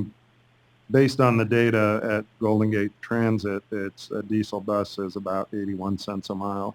And we do save some. The hybrid bus, because we're not working on brakes, does save some money. However, we have only about 6 years into hybrids. So a couple of battery changes can, or one battery change or a DPIM can change that equation. What I figured for the hybrid bus was about 61 cents, because our maintenance cost information was 41 cents. And I said, if we're going to run at 500,000 miles and we've spent 50,000 on a battery or DPIM, that puts us at 61 cents. So that's where I figured. So you're looking at a 20-cent difference. I don't think, that's out of the ballpark assumption for the electric buses. I think we may see a little different in the short run, just with the being the nascent technology, that there may be, some sort of a curve there to the maintenance costs, meaning that, right out of the gate, and we've had this discussion on multiple times. The new buses are the ones that are in the shop all the time.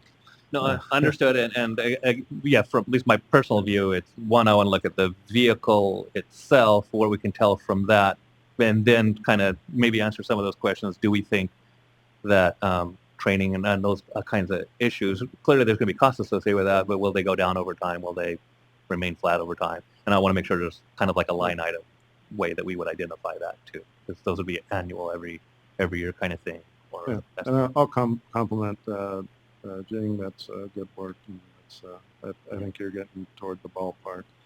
And at the end of the day, we're not going to know what it's going to be for sure. So we just have to make some rational, sort of assumptions and move forward and try and support those with some plausibility checks. And then, laser bird dog the fleets that are out there and see if we're right or wrong as time goes on. Yeah. I think as we get, more and more of the fleets out there, we'll get a clearer picture. Hopefully within 6 or 8 years, we'll sort of know what the number is. Because I think, when you get to 81 cents, and Steve says it's 81 cents based on his study of his own transit fleet, we think that's a pretty reliable number. The one caution I would make is that labor is the biggest part of maintenance costs. I was just looking at the AC Transit numbers, and they're using $1 an hour for maintenance, for labor cost. I would caution against that. That's a marginal cost for labor. Yeah. Meaning if my existing workforce has to do a little more work, it's probably costing me $50 an hour. At the point I have to bring in more labor, the cost is more like $100, or even our actual loaded labor rate is $122 because that's the mechanic's salary, that's pension benefits, other post-employment benefits, workman's comp exposure, all those things that add up to a very high labor rate. So I just did a little math here. When I say 81 cents for GGT, I use $100 for labor rate. If you use $100 for labor rate based on this data I'm looking at in front of me, that it's about parts, materials are about 22% of your maintenance cost. Your big cost is labor. So that's something to keep in mind as we work toward the numbers.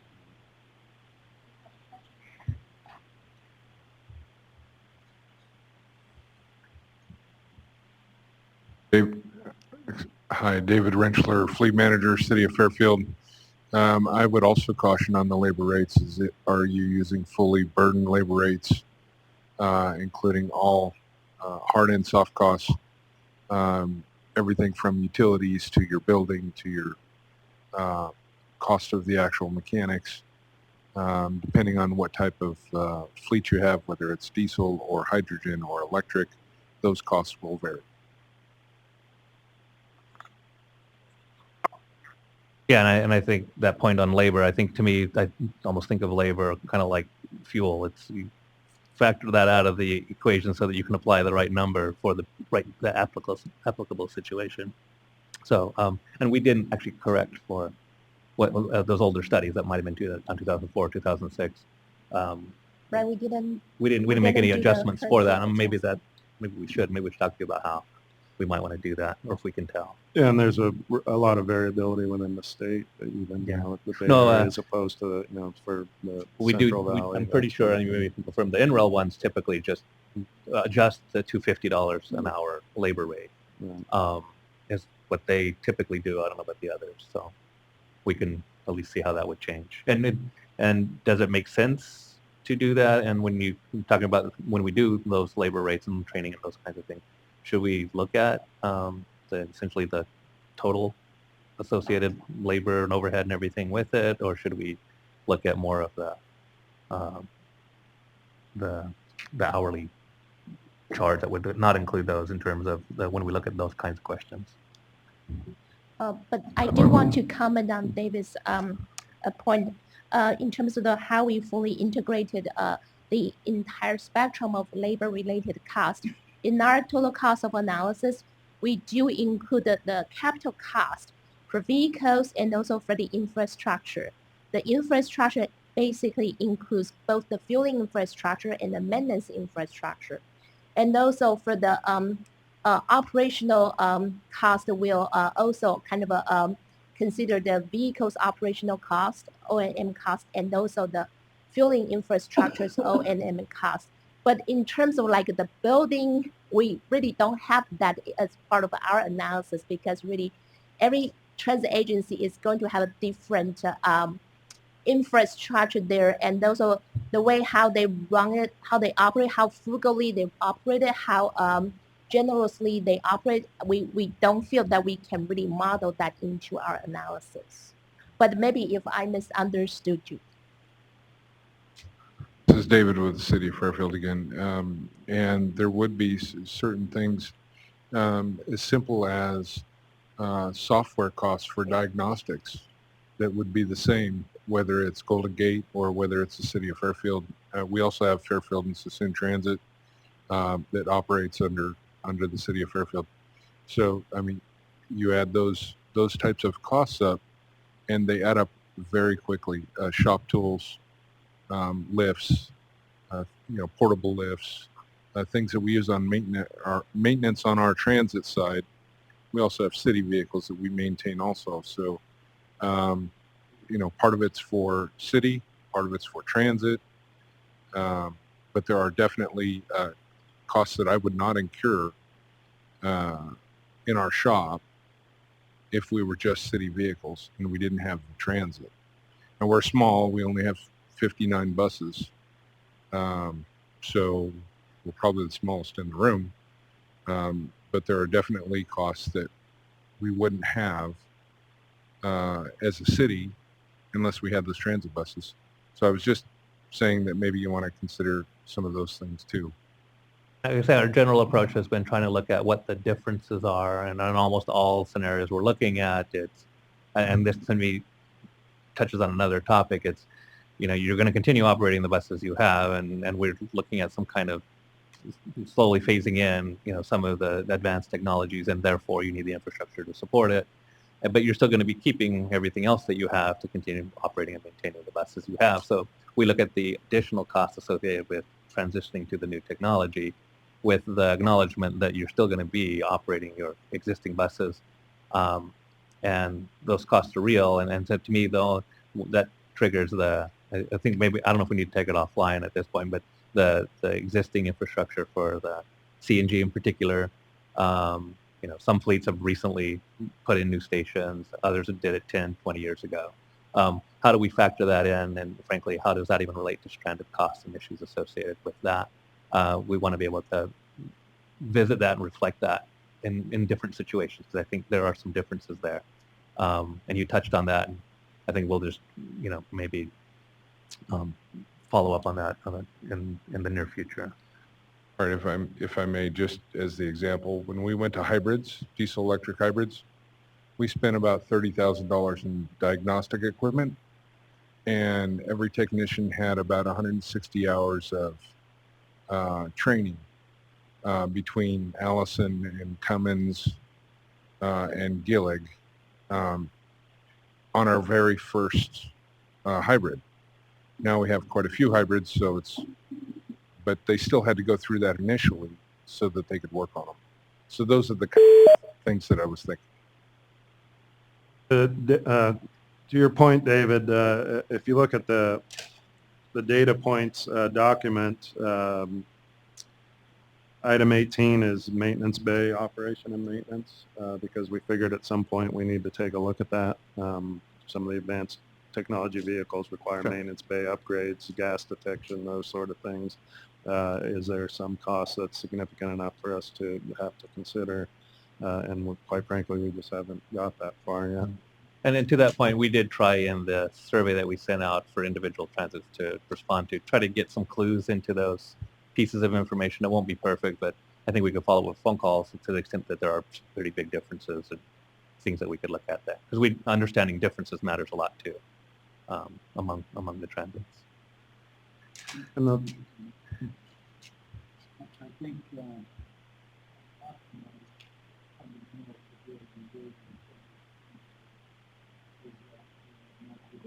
I don't think your microphone's working. Sometimes just tap it. There you go. That's okay. There's a 1 second lag when you turn it on. not everybody defines things in the same way. Okay. And you see this in all kinds of data. That's why I think the best studies are the ones that are within one transit agency and compared to, whether it's CNG versus hybrid or gas or electric, because then at least the agency is looking at those. When you start going agency to agency, in just the myriad of costs that get put into the labor rate itself, you have to drill down substantially to understand what that is. No, I agree. I find very little good data when you compare maintenance costs on a dollars basis between agencies. No, I agree. Yeah, so a percentage comparison, whether it's a percentage increase over the baseline or a decrease, that's best to go by, because then you can apply that. Right. I also want to say that Len Engel has offered to, as he ramps up with his electric bus fleet, to put together a group of industry maintenance personnel to, I wouldn't say oversee, but to help in the data gathering and what data he will be gathering and how he is, so that it becomes much more informative to everybody. And I just wanted to acknowledge that.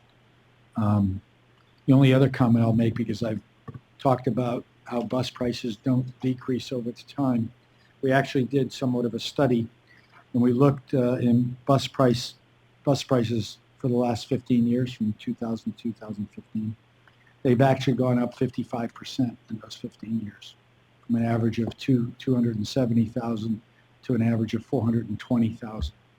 And that is considering all vehicles. And it's interesting over that time that the number of vehicles manufactured has remained pretty constant at about 5,200, 5,300 per year.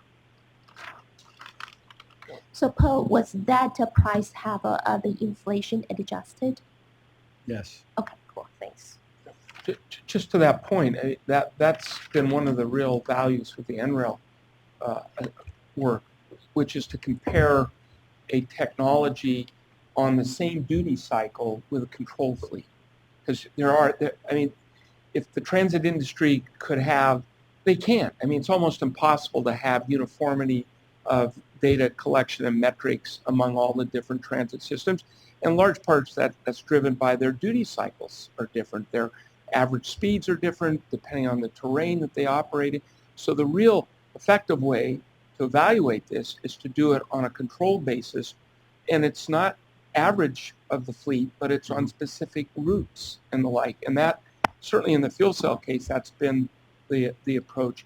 Now, this isn't going to help with what you're dealing with on the regulation, but the AQIP projects, as those get funded, you have already identified, or CARB's identified, doing a proper analysis of every one of those projects. Yes.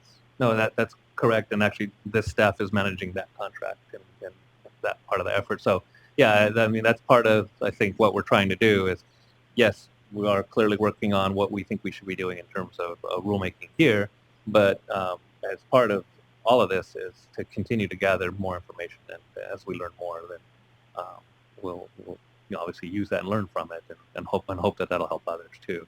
So yeah, any of the projects that are getting funded, both in the drayage arena, the multi-source, and the truck and bus pilots, all of those, we're going to be collecting data on all those types on different technologies. So okay, so I think that sounds pretty good. I'm ready to move on to off-ramps. So we tried to send that out. I think the interpretation of that the intent with that was we've discussed that with the transits a number of times, that, in concept, in terms of the rule, we have no concerns about saying, let's put things that in the rule that would minimize the chances of transits being put in a situation where they think that they would have to meet a requirement where their operation doesn't suit the particular vehicle at the time, whether it's for a particular type of vehicle or just as a fleet as a whole. And so we sent that out with the intent of kind of describing these are the kinds of things we're talking about, and we'd like to flesh out. We try to reflect actually the specific points that the transits had raised. To a degree, it's like, wait, you're putting out a rule proposal. Like, well, no, I mean, we wanted to have a kind of a discussion into, at the last transit meeting we had, we saw there's not a clear, or there wasn't necessarily a common understanding of how that could work. We didn't flesh out things in a lot of detail. We would need help on that idea. But we wanted to make sure that we would just put it in writing rather than just discuss, to say, these are the concepts. Are they, worthwhile? Do they kind of cover the basics? Because even though it's not obvious, it does relate to costs, because if we can build in things that say, look, we're going to make it so that there's ways, that situations that you would say I'd have to double my cost because of a range restriction, I need 2 buses to do the job of 1. We wanted to put something down so we say, no, we really want to make sure those kinds of situations do not occur. And so when we're not modeling that we're not being deceptive in any way, we're trying to represent where we think the best opportunities are. Like you kind of mentioned, there's the low-hanging fruit example. We are anticipating that the transits who are already operating the zero-emission buses are putting them in the routes and type of service that they think makes the most sense now. Doesn't mean that Foothill, because they've done it, that they're going to use the exact same strategy for 100% of their fleet. And so we anticipate that any kind of rollout or any adoption of zero-emission technology is going to happen over time, and we also believe the technology is going to change over time. And so kind of we want to be able to factor that in, and we know that we will not be able to predict exactly how things are going to play out over the next 20 years. So the off-ramps are a mechanism that's hopefully relatively straightforward to understand. It's like, okay, I see that those cover certain situations. It doesn't cover costs directly, but I think we're hoping that the concept says that we can take some concerns off the table. It doesn't address all, but and that was kind of the goal of that. So I don't, so I look for feedback. I think we're going to probably discuss these more over time. I don't know if there want to be a lot of discussion on this particular item. Yeah, I would, under infrastructure, I think what's missing here is what I would call throughput. Okay. Sort of, maybe it could be defined as capacity. And I give you some examples in, let's say, in the fuel cell and the battery electric options. So with fuel cells, as great as the fuel cell buses can be as a vehicle, how quickly can you refuel? Not one, two, or three, but 50, 100, 200 at a division. That's a challenge, and that needs to be addressed. Likewise, I would say on batteries, overnight slow charging, there's a whole logistical issue there that ties in the labor and ties in, obviously, infrastructure, which you sort of addressed here. On route charging, same sort of thing. You plan for X minutes in the schedule. Any schedule that's written for bus operation or transit operation has what's called recovery time. Yes. That's not guaranteed time. Right. That's you program sort of the average situation, but if a bus driver has to pick up 2 or 3 extra people who are in wheelchairs and they reach the end of the line and you have programmed in it needs to recharge 10 minutes, but the driver only has 5 minutes to stay on schedule. So I would say make sure you address this issue of capacity and throughput is critical. Okay, and what I'll say to that is help, because I've had those discussions with certain individuals. I get the gist of the concept. I don't know how to necessarily identify that in a way that makes the most sense, and so we're looking for feedback. That's part of the purpose, and to me is to say, well, look, here in writing, here's the kind of ideas. Hopefully these take off some of the potential concerns.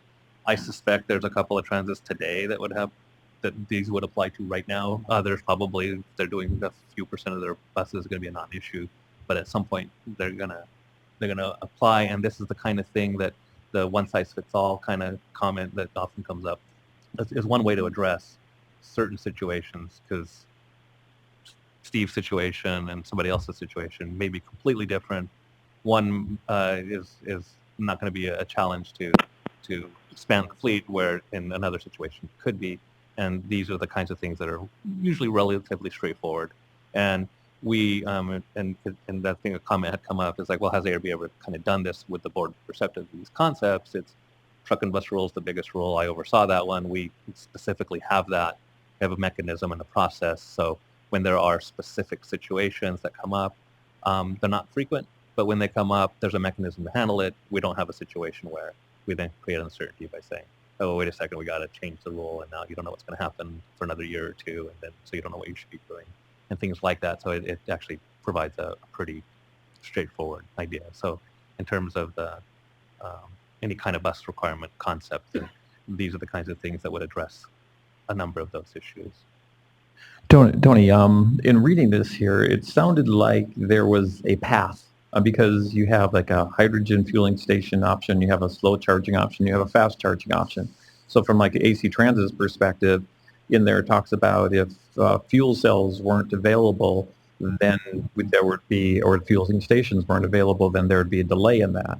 But the question would be is, or does that force us then to a battery option? So if you find out the batteries option, or are we going to select a path like we did in the past with alternative fuel or the diesel path?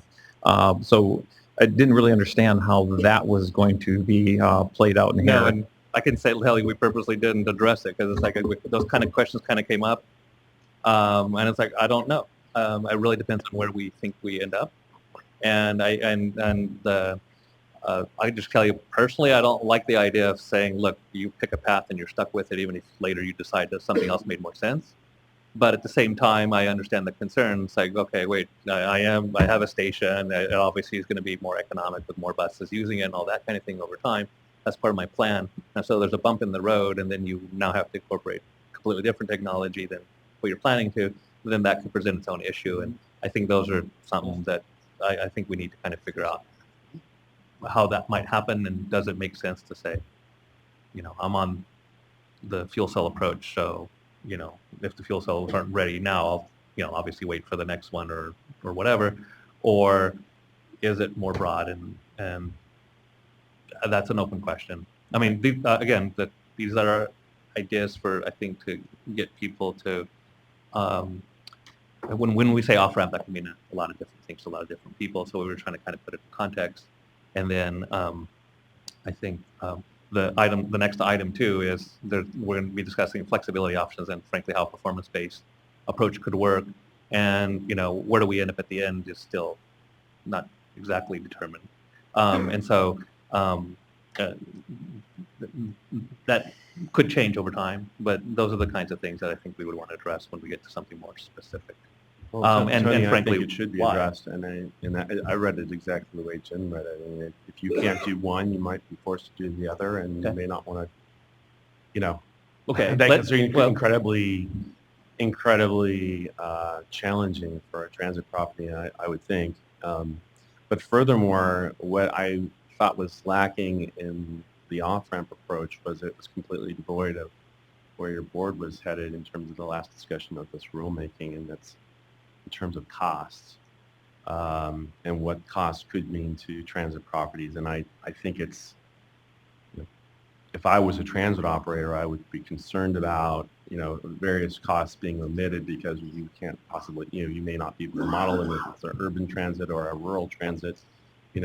I would imagine an LA Metro would have a much more challenging time, as Steve pointed out, of locating a charging facility in the downtown Los Angeles area versus, a less dense area. But Right. I think that there is no reflection of that whatsoever when the board not only expressed concerns about costs potentially to transit properties, but also not abandoning prior investments under the current rule, substantial investments, I think, and given the advancements of near zero emission technology and the availability of renewable fuels that potentially could actually offer significantly more benefits in terms of greenhouse gases and NOx reductions on a life cycle basis. I mean, there's just doesn't seem to be any consideration. No, of the and framework. again, to be clear, this is not an overall broad staff proposal. It's when we talked It about feels off-ramp- like it. That's why I'm No, raising it. and that was never the intent. I mean,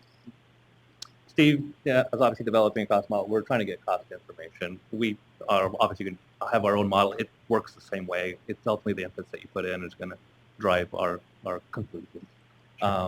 The transit survey, I think, is part of that clue because we did specifically ask for any major improvements that were made to existing equipment and when that was originally installed. Obviously, there's a lot of CNG fleets out there. I think that'll help us have some answers about those potential concerns about stranded costs and things of that nature. That's part of the reason we have those. So we don't have all the answers today. I will make a comment on the issue about getting more with renewable fuels and low NOx engines. The main message here is like we need them both. And so the philosophy or even the discussion of, hey, let's do one and not the other, that's not the way we see it. It's as a state overall plan, we need all of the technologies. Zero emissions where feasible. You've seen in a lot of reports and other things. I think the scoping plan will help, I think, identify a little better how these long-term issues will play out. There's a limited, ultimately there isn't an infinite supply of renewable fuels. And so we could either try to just wait now and then have more of an emergency situation, not being able to meet the situation, or we can kind of make investments and make progress towards both. So, Yeah, Tony? Yeah, and I didn't get him to say that either. No, and Right? it's fine. No, And can I just, I think we need to back up a little bit and go to a higher level because, frankly, I was a little disappointed when I saw this latest draft because I thought there was going to be a much more fundamental shift in that, given the February board meeting. You know, all those things about costs were said, but, you know, Chair Nichols, I think I can quote her. We have the, where it said, you know, I think we need to look at alternatives to the purchase requirement. And we're not doing that. In the way I see this document is that we have a purchase requirement with some temporary detours. So you can detour for 2 years if this, you can detour for 2 years to do that. I don't think this reflects what the board chair, and certainly not everybody on the board, but at least a number of individuals on the board gave direction to staff. So that bothered me a little bit. The mention of cost certainly is an issue. I think the administration required in this and the annual analysis, even to the level of engineering analysis that we would have to submit. I don't know how CARB is going to, if you had 300 submissions every January, how you're going to go through those things and rule on them. And there's still no credit. I think there's still no credit, not only for the investment in the others that we talked about, but investment in other technologies like rail, where communities are carrying large amounts of their transit ridership already on electrified systems. So, you know, in the interest of time, and because this ends at 4, and you know, as we handed out an alternative that we worked on since, as I alluded to before, since the last board meeting.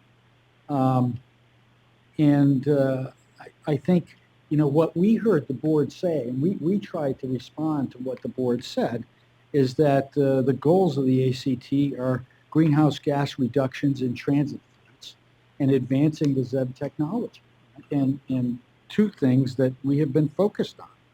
I mean, you know, if we want to talk about greenhouse gas reductions, I mean, even your own comparison for various fuels shows that biogas with a low NOx engine from a greenhouse gas standpoint is 3 times better than electricity in California, and 14 or 15 times better in terms of NOx reductions.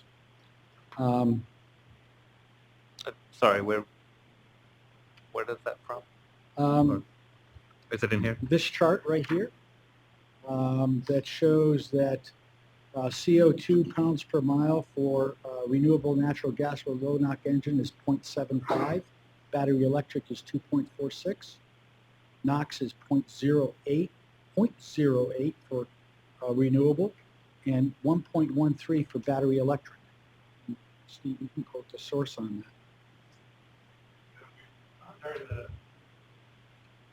During the last meeting, I asked the question, can we extrapolate, you know, emissions per mile based on the CI index, and that's what we did, and it's actually a little bit shocking to see that. Those aren't consistent, I think, with other information everybody's put out. I can say that when you look at today, electricity today, and renewable fuels, you know, obviously there's a spectrum, but and renewable natural gas, and there's some negative carbon intensities, and it's not negative for electricity, for example. The electricity is what, 121? Yeah, no, but they're not they're not that different. I mean, they're pretty similar, and that's why, again, I keep saying both are good, both are needed. Even if you look at the carbon intensity score, it's like a factor of 10. No, but yeah, again, this is part of a whole system, and I think that's part of the challenge here. Yeah, well, I just look at data. No, you're looking at data today, and if you said, sure, you're going to go get 100 buses today, it's like, all right, then you have a point there, and we'll have a discussion. But I think we're talking about, 2030 time frame, and where are we going to be then? And that means this. Well, I don't know. That's a challenge with the long-term approach. 30 years from now, we could be doing something else. No, but again, the electricity mix in California is going to be largely or a lot renewable, and even the part that's not called renewable that actually doesn't have emissions with it. Well, I think the goal is 50%, right? So it's only going to get 50% better than this. And even at 50% better than this, the current technology is even better. Yeah. I kind of feel like, you can't have your cake and eat it too. I mean, Yeah. you know, it's either there's an urgent need to reduce carbon emissions now, Yeah. or No. there's not. And, No, and wait. so, Again, if I want to there go up. is- Let me go backwards If on there one. is, then I would say that you would want to encourage substantial use of renewable natural gas in existing systems that are already set up, and it's pretty easy to adopt low NOx technology. And Todd, and then make sure. Hold on, let me finish. I mean, I didn't talk. Go ahead. You know, maybe more like 5 minutes of this whole workshop. But you know, in terms of the zero emission technology, my biggest concern, because I was here in 2000 doing the first rule with Mike Kenny and other staff that you know are either retired or moved or higher up, Jack Katowski, for example. We were promised that these engines or these like a fuel cell bus and other electric applications would be 500,000 unit in 2008, and there's a reason why the 15% purchase requirement wasn't triggered. So not speaking for clean energy, but for me it's personal because I'd like to see the real emission reductions happen, and I don't want to be in a situation where a rule, because of technicalities, prohibits us from being able to move the ball forward in reducing real emissions. And so, you know, thankfully for AC Transit and Sunline Transit, they've done a tremendous job. But, you know, the rule did not unveil as it was originally intended.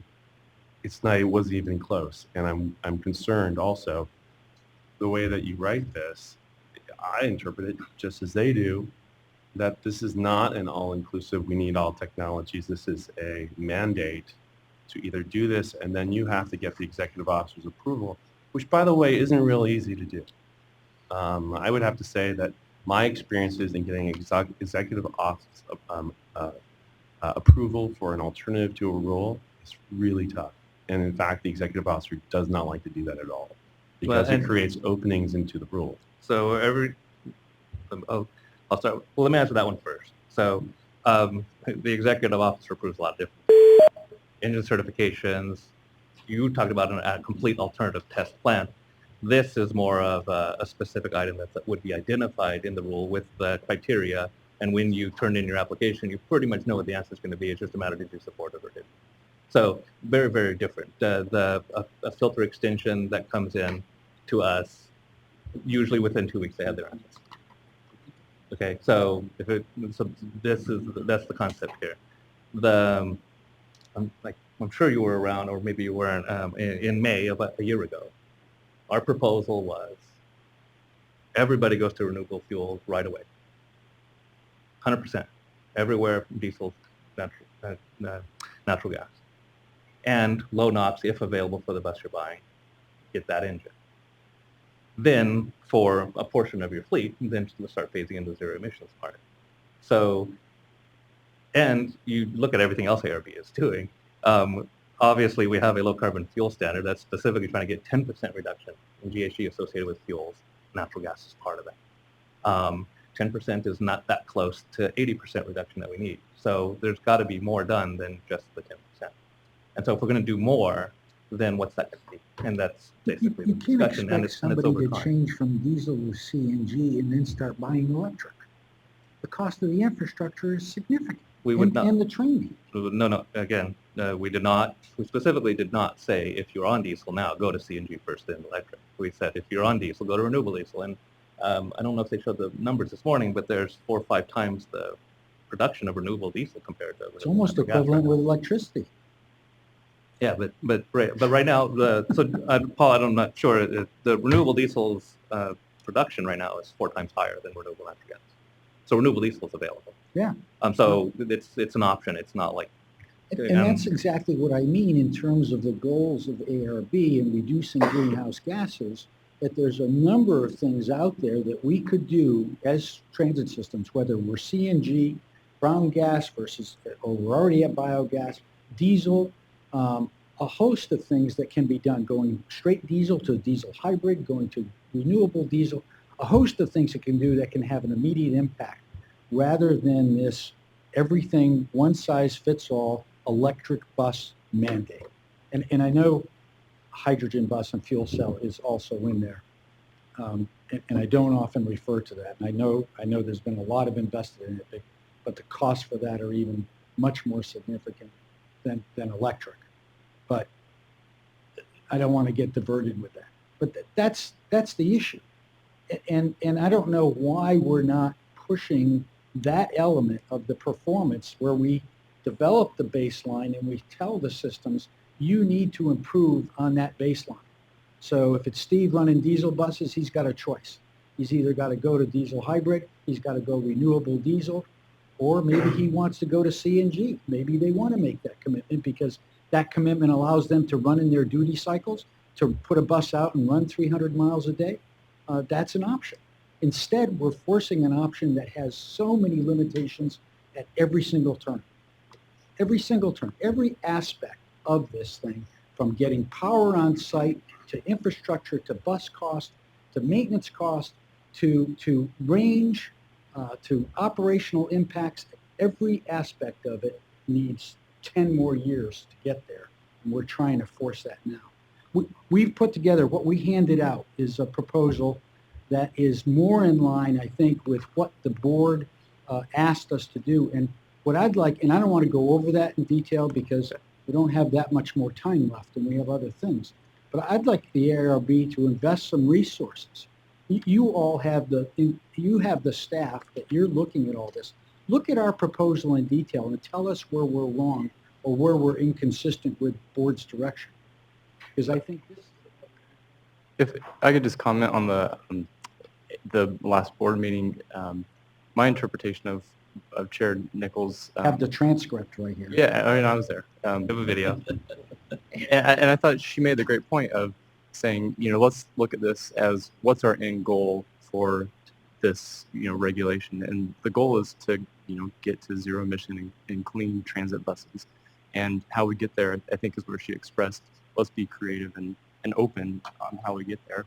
And I think she addressed the issue of the potential cost that this might put on transit agencies as a particular area to be creative and think about how can we get to this goal by getting the legislature involved and meeting transit agencies where they're at with budget shortfalls and providing the money to get to these goals.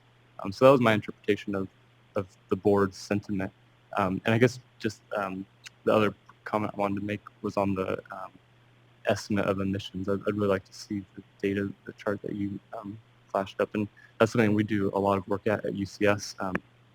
And we've done particularly on light duty vehicles.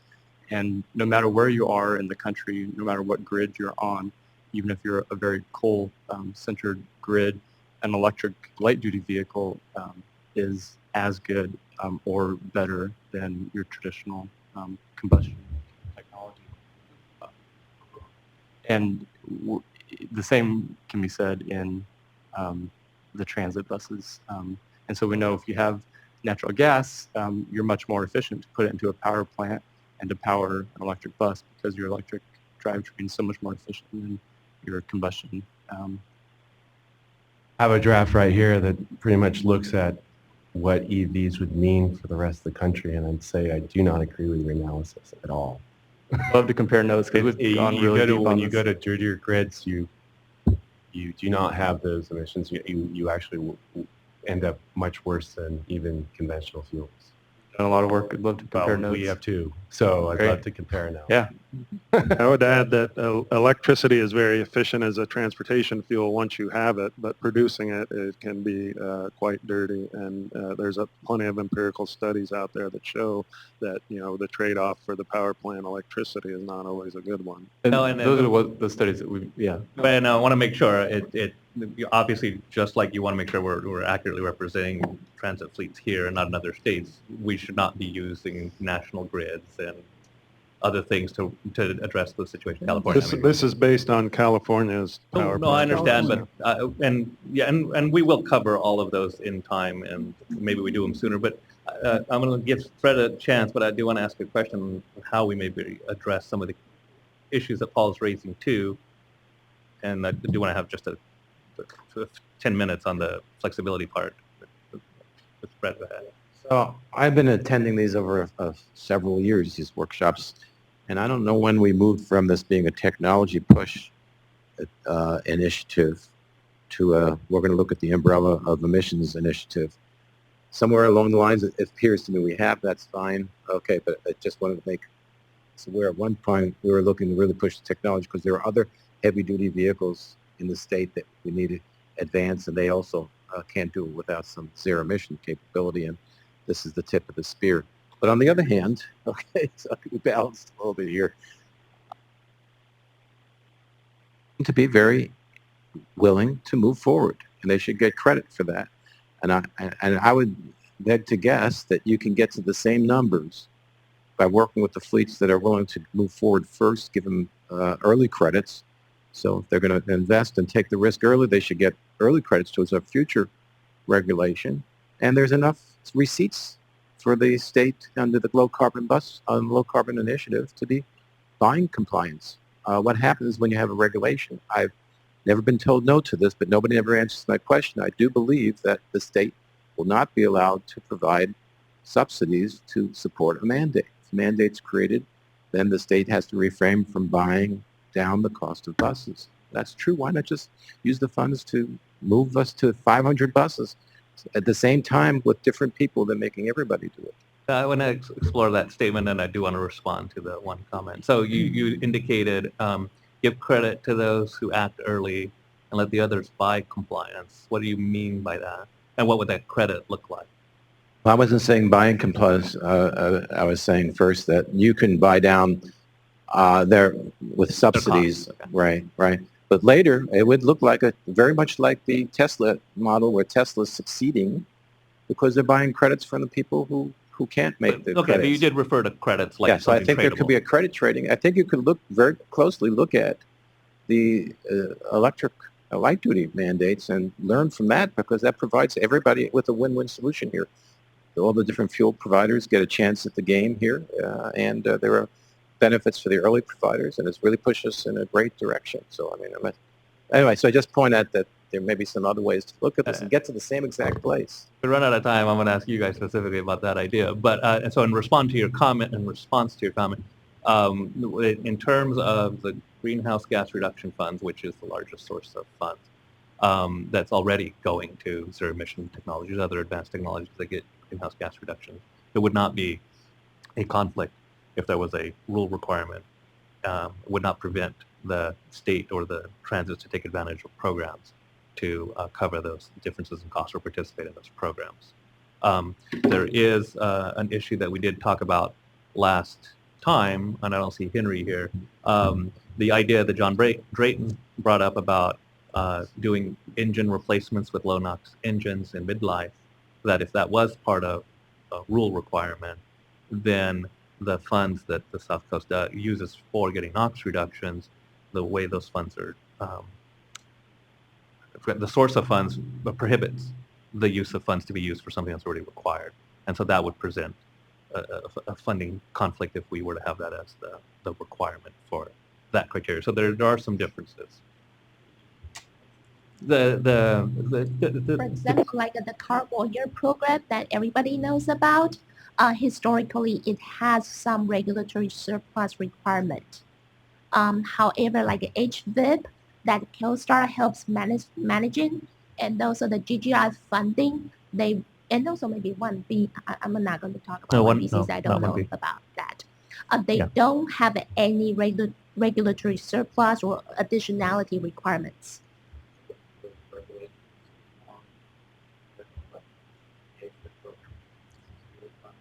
Mm-hmm. As long as the source of funds from the greenhouse gas reduction funds doesn't have that extra, so it wouldn't be an issue. The legislature, when they allocate some funds, sometimes put criteria that say, and the Carl Moyle program's been around for 15 years or something.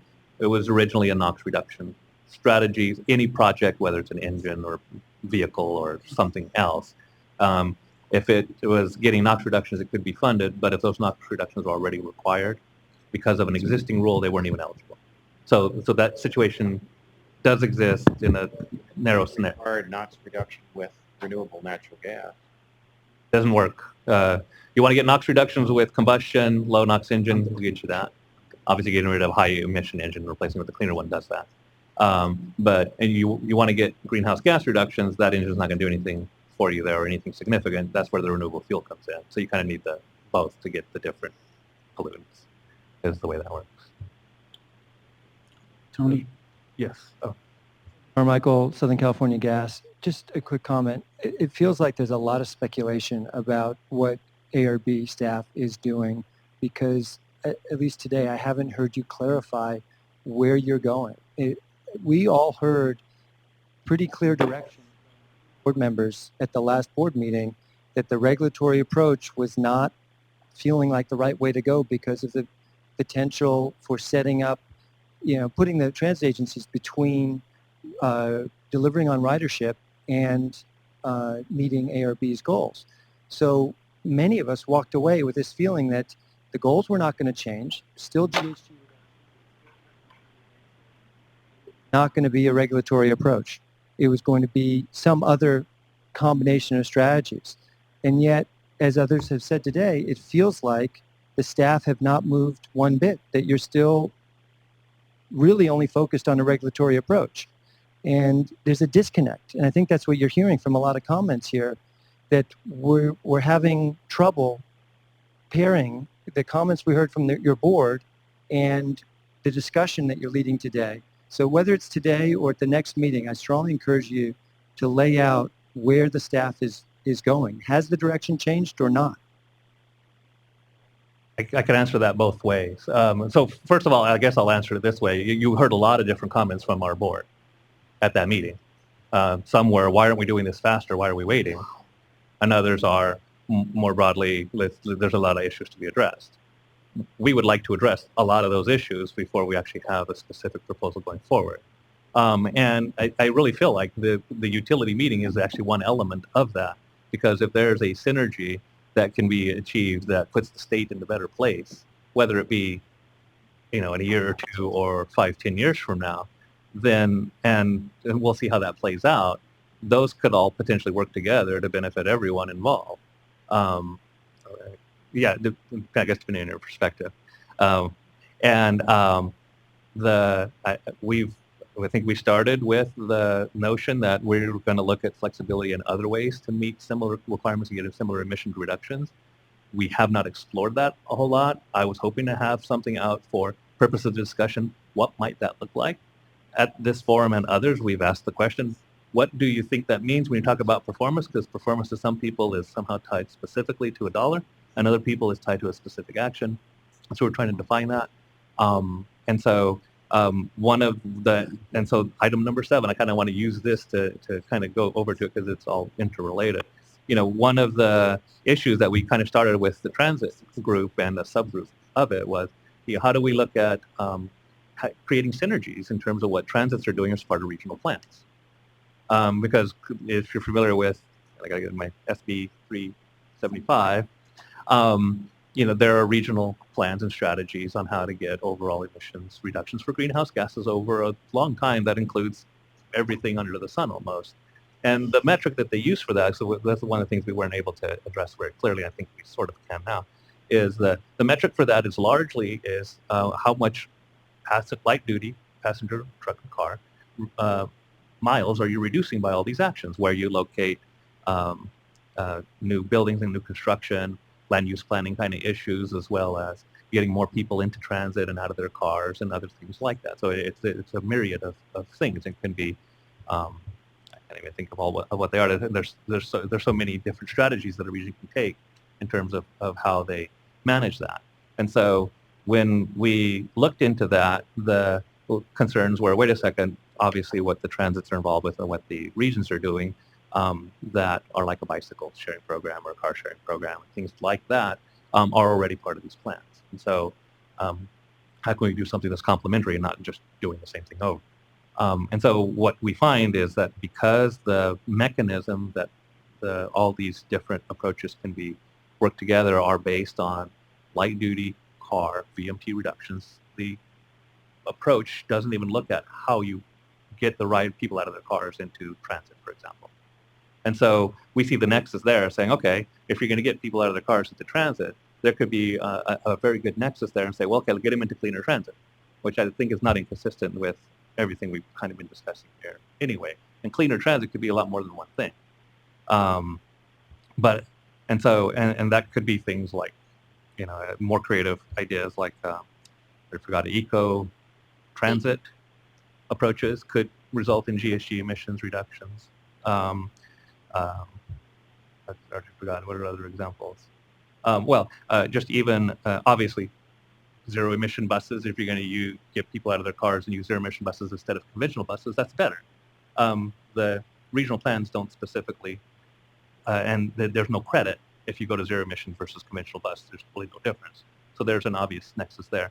And so that's a mechanism that would be under a flexibility approach that would actually complement potentially existing programs that I think would be consistent with the idea of, I think, the flexibility approach of saying, hey, if we can get reductions other ways, and frankly, it does bring up some crossover issues that we think, and then that would include rail as part of that. Because if you get people out of their cars into rail, a region, when they're submitting their plan, meeting the requirements, it's not relevant whether that's a diesel rail or electric rail. It actually makes no distinction. So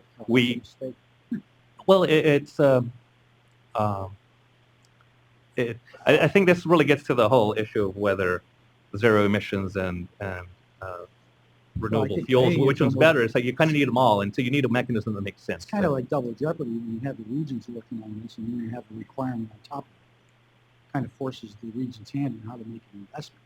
But so Paul, I want to make sure we hear you on the mic. But it's important to get back to this. I mean, at the last board meeting, there was I think 9 board members there. 6 board members spoke in favor of what we're talking about. 1 said move forward. And the chair, I have it in front of me. I start from the premise we have a goal, which is to turn the transit fleet and make it more clean and efficient. If that's our goal, we may not be using the right tool. Purchase requirement may not be the most effective way to get there. And that's why I think we have to fundamentally change the way we're looking at this thing in order to achieve the goals of the ACT. I'd like your commitment that you're going to spend some time looking at our proposal before our next meeting and giving us some honest feedback on why this doesn't satisfy the goals of the ACT. Well, and Paul, I don't want to do that. I'd like to kind of figure out what we think you interpret as meeting that goal that's consistent with, with some of the things you're saying. To reduce screen? Well, no, I understand, and there's more than one way to do that, and I that's what to me was part of the takeaway. It's like, is there a better way to do it? Let's talk about it. We've been doing it. No, but let's talk about. We were brown gas, now we're green gas. Right. Now we're going to go to low NOx engine. I mean, we've been doing that all the time with technology within our resources, instead of going to a technology that is going to just devastate our resources.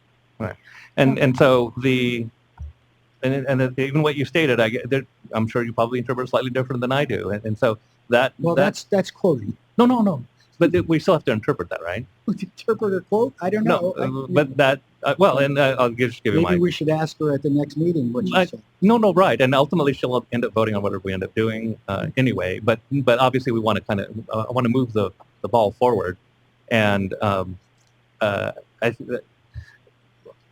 when you see that statement, I don't know if you disagree. It's like, well, that means, hey, why don't we do the performance-based strategy to see if we can get to the same place, right? Well, I think a lot of board members have talked traditionally about performance-based with CARB rather than technology-specific. No, and so are you good with the idea of saying, look, obviously we want to understand the bus cost because we think that's part of somebody's solution no matter what, right? Mm-hmm. I mean, people are already doing and there is interest, and that goes to the whole thing of pushing the ZEB technology, right? Okay, and providing form.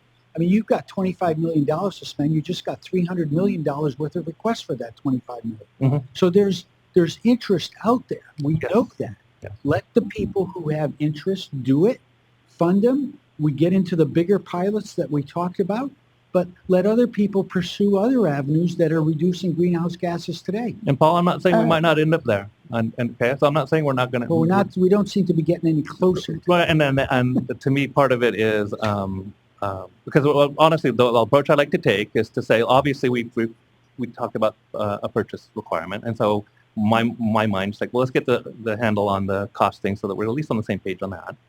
and then continue to actually develop something specific in terms of what an approach could be that would be performance-based, but obviously keeping in mind the various issues. We're not going to count something that's already going to happen or is already required by an A or B requirement in particular, and then say, oh, that's achieving more, or that's achieving our end goal, because that doesn't achieve our end I goal think either. the work that Steve is doing is great, right? And I've said that every time. But we've got other, in the LA study, and you and I talked about the LA Right. study, and we have to factor out, midlife replacement of Yes. buses. And But still, over that time period, it's like 2.4 billion. So maybe if we don't do midlife battery replacements, it's 2.1 billion. Okay, that's a whole lot of transit that can't be done if an agency like that's going to spend $2 billion just on electric buses. Maybe I'd like to provide some comments and perspective here. And also after that, I actually have a question for CTA. So basically, we heard Chairman Nichols talk about maybe we should look at some other things. This is true, and but it is also important for us to kind of understand the whole picture clearly, and especially whether we are going to achieve emission reduction target, or how the cost is going to affect people. Honestly, before we have some closure, some better understanding about those kind of fundamental issues, it may be risky for us to determine which way we really need to go.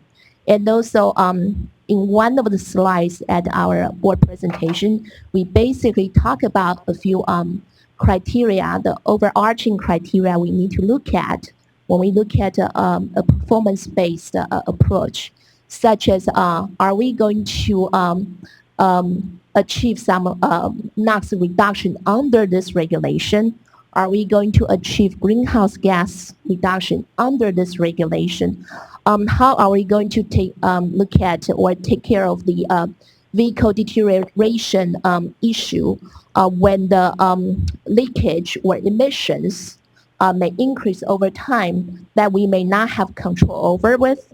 And also how we are going to serve the disadvantaged communities.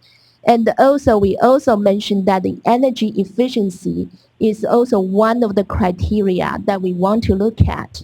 So we heard a little bit discussions earlier about how we should look at the energy efficiency. So basically, we totally agree with that. The use of a renewable is actually wonderful. Say if we have this 1 cubic feet of, I'm going to use your example here, Todd, renewable natural gas.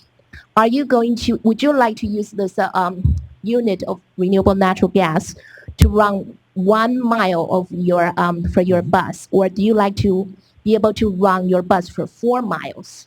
I think this is a no-brainer question. We all want to pursue a better energy efficiency as part of our end goal. And as we are kind of exploring and also harvesting more renewable resource as part of our entire pathway, how can we maximize the use of renewables so that we can all together from all sectors reduce our dependence on the fossil fuels? I think that is something that we all should be thinking about. And so with that, I actually have one question for CTA, and I really appreciate this handout. But at the end of the first page, I thought we handled that axle weight issue last time.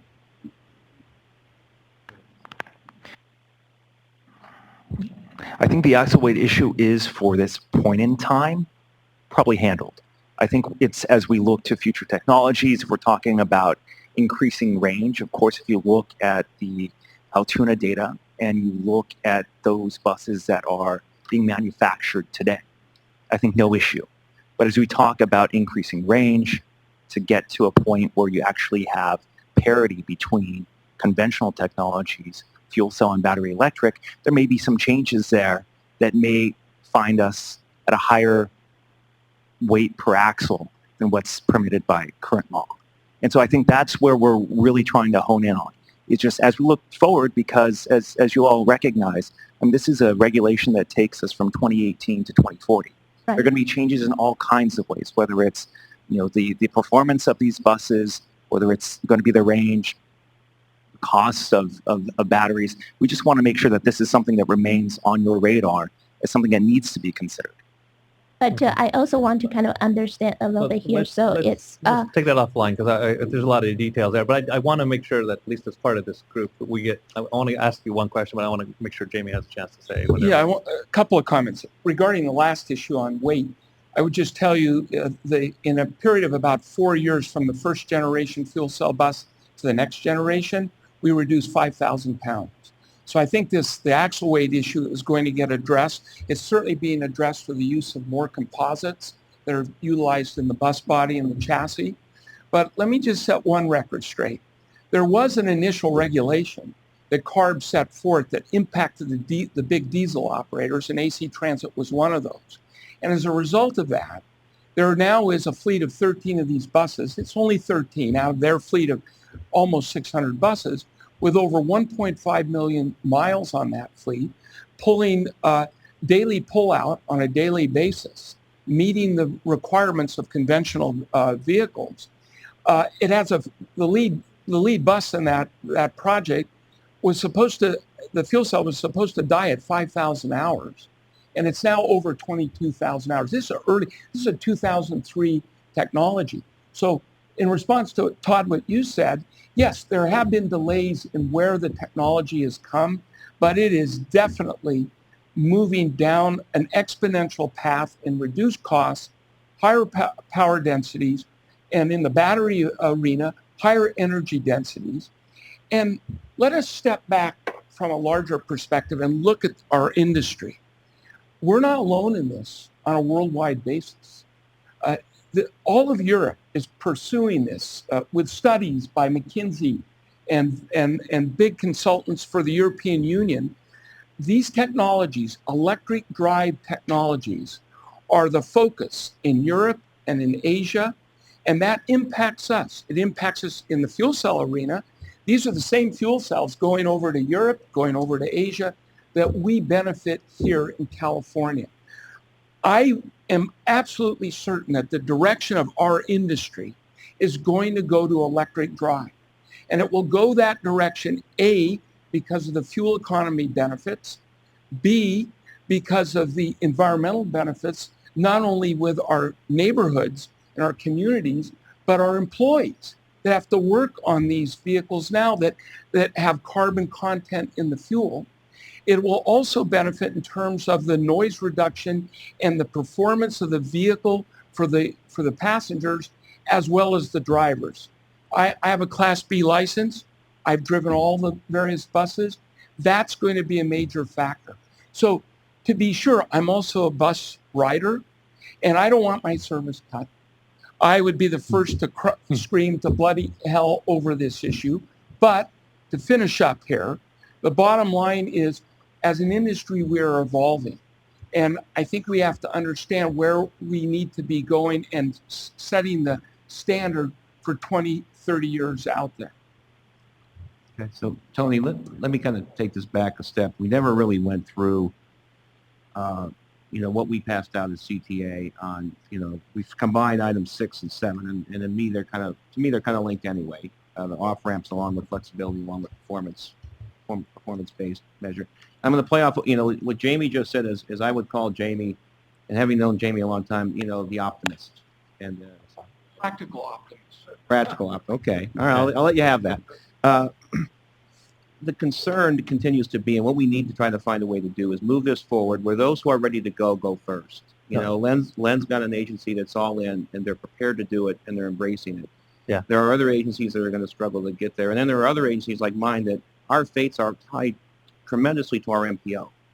And, our MPO has a policy right now, the urban core. So the urban core in the Bay Area is San Jose, Oakland, and San Francisco. And if you're in Contra Costa County or Marin County, where Steve operates, you're not in that urban core. We're not going to get a lot of money out of our MPO. It's going to go, and maybe it should because of ridership to AC Transit in San Francisco Muni and fixing the BART system. And for those of you who don't live in the Bay Area, you probably read in the paper just what tremendous problems they're having. And so the revenues that are available to us are stretched, and they're not in our control whether we necessarily receive them or not. And so, that's why our first bullet is about cutting service. Because some operators, if they move forward at the same time as other operators, are going to have to cut service to get there. And nobody wants that. And I think that was the spirit of what your board members were saying in February, is we don't want to damage transit. No, we don't. Right? So I think that's how that's what we have to focus in on and work on together. And we're not there yet. We have to kind of still work on that piece. Because in the draft you passed out I want to today, do that. There's and potential service cuts. I want your help as to how we maybe address that, because with any approach, there's always pros and cons. And that's why I think it would be valuable to say, okay, what's a performance-based mechanism that does achieve a variety of things that Gachin pointed out? How would that look?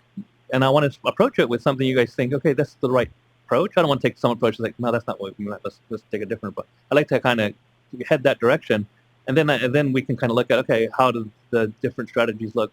And one of the things we haven't really addressed is, well, what do we think we would be requiring even under purchase requirement? Because maybe it's not that bad, and we do have that flexibility concept where you can work together to have somebody take the lead and things like that. And so that's obviously not meeting that goal. And so, how's the way to do that? Because I think, as Fred kind of mentioned, is like at the end of the day, if we get the same number of buses on the road, in terms of the technology, we meet the same place. Where that happens matters to a degree. But so there's things I think we can balance, and I'll ask you point blank. Do you think it'd be helpful if we put out an idea? I don't know what the right way to do it is, saying, okay, here's a performance mechanism where we kind of tee up what some of the issues are and what we think would make sense, and does improving transit efficiency, in other words, meaning getting more people on the buses and the trains, a mechanism, a metric, a fuel metric per passenger or something like that, at least consistent with an idea. If it's not a good idea, I mean, we can flesh it out and say, oh, it doesn't work, let's change it. But is that a good idea, or do you see that as just another shot in the dark that missed? Well, I think if you're then we can discuss those more concretely. You have a bigger picture of it. So yeah. We're reducing greenhouse gases, and we get there through a number of ways. We make the fleets cleaner, and we increase ridership.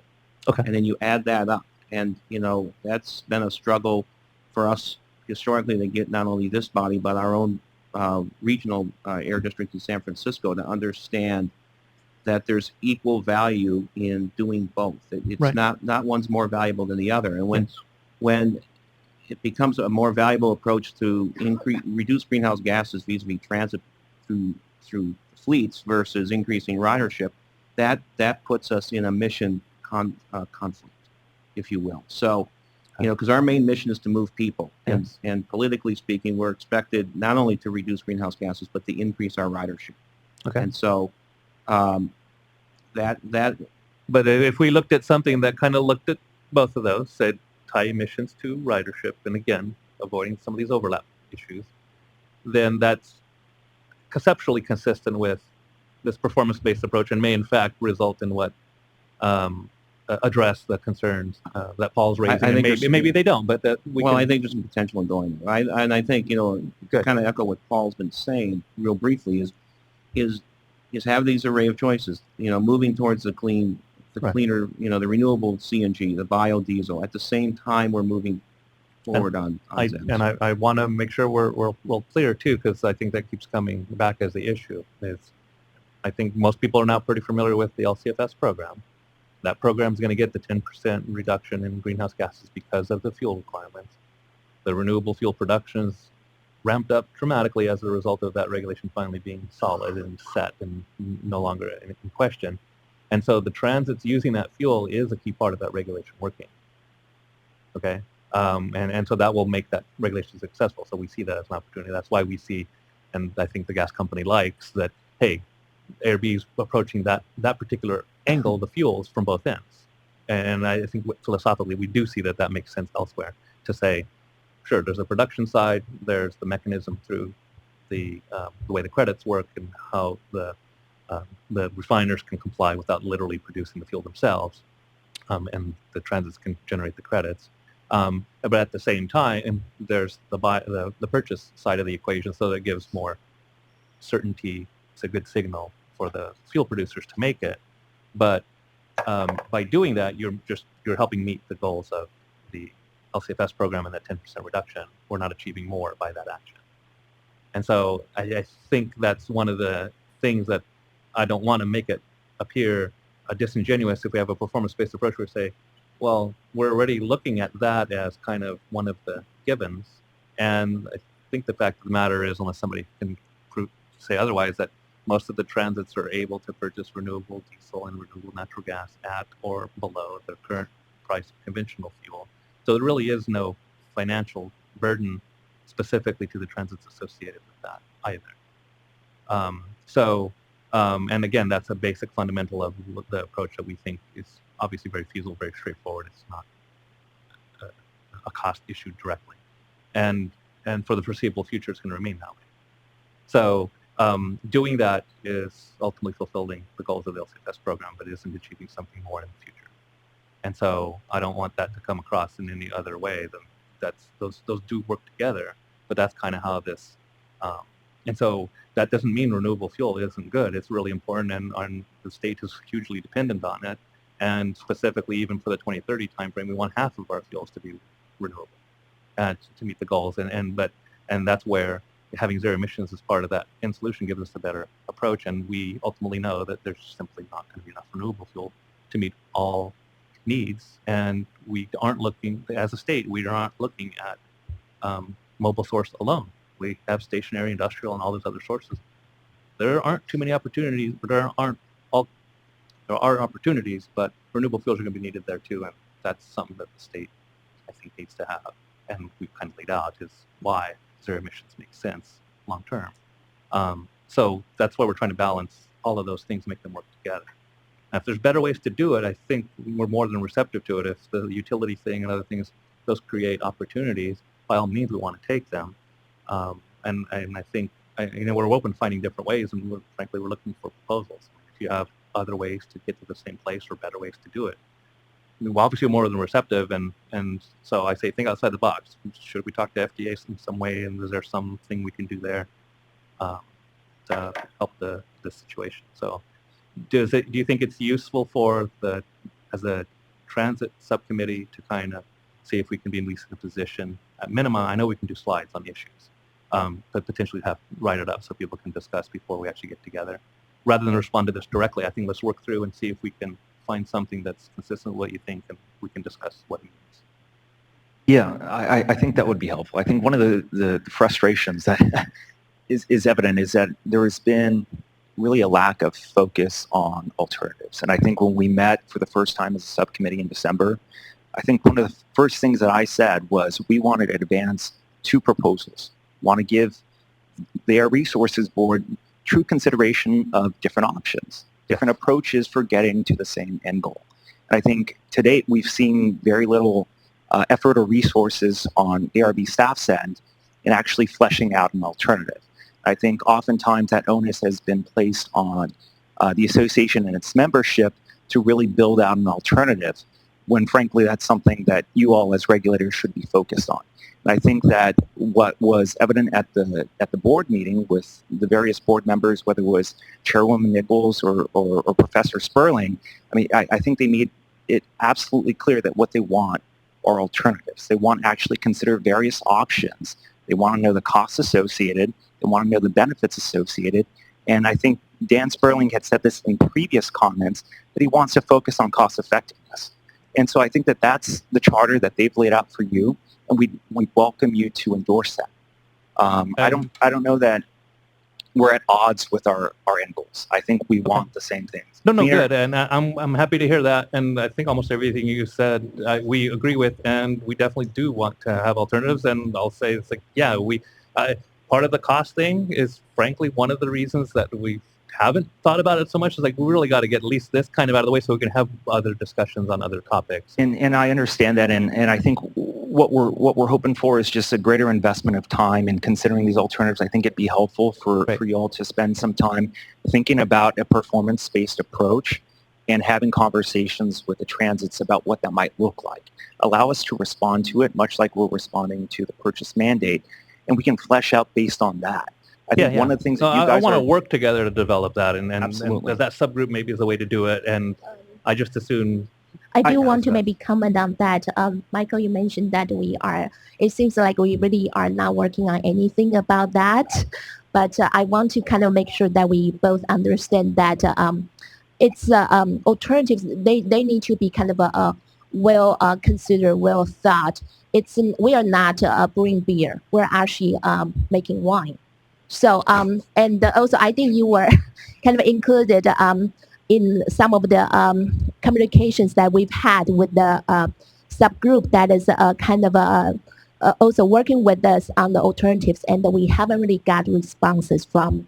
So, but we are committed to continue to reach out to the subgroup and also to work on the proposal, yes. Yeah, and I guess I do want to reframe just a little bit. When we talk alternatives, we don't necessarily talk about alternatives to just that purchase mandate, where you're faced with this option of either you purchase more zero-emission buses or you invest in car share or bike share. I don't know that that's what we're looking at.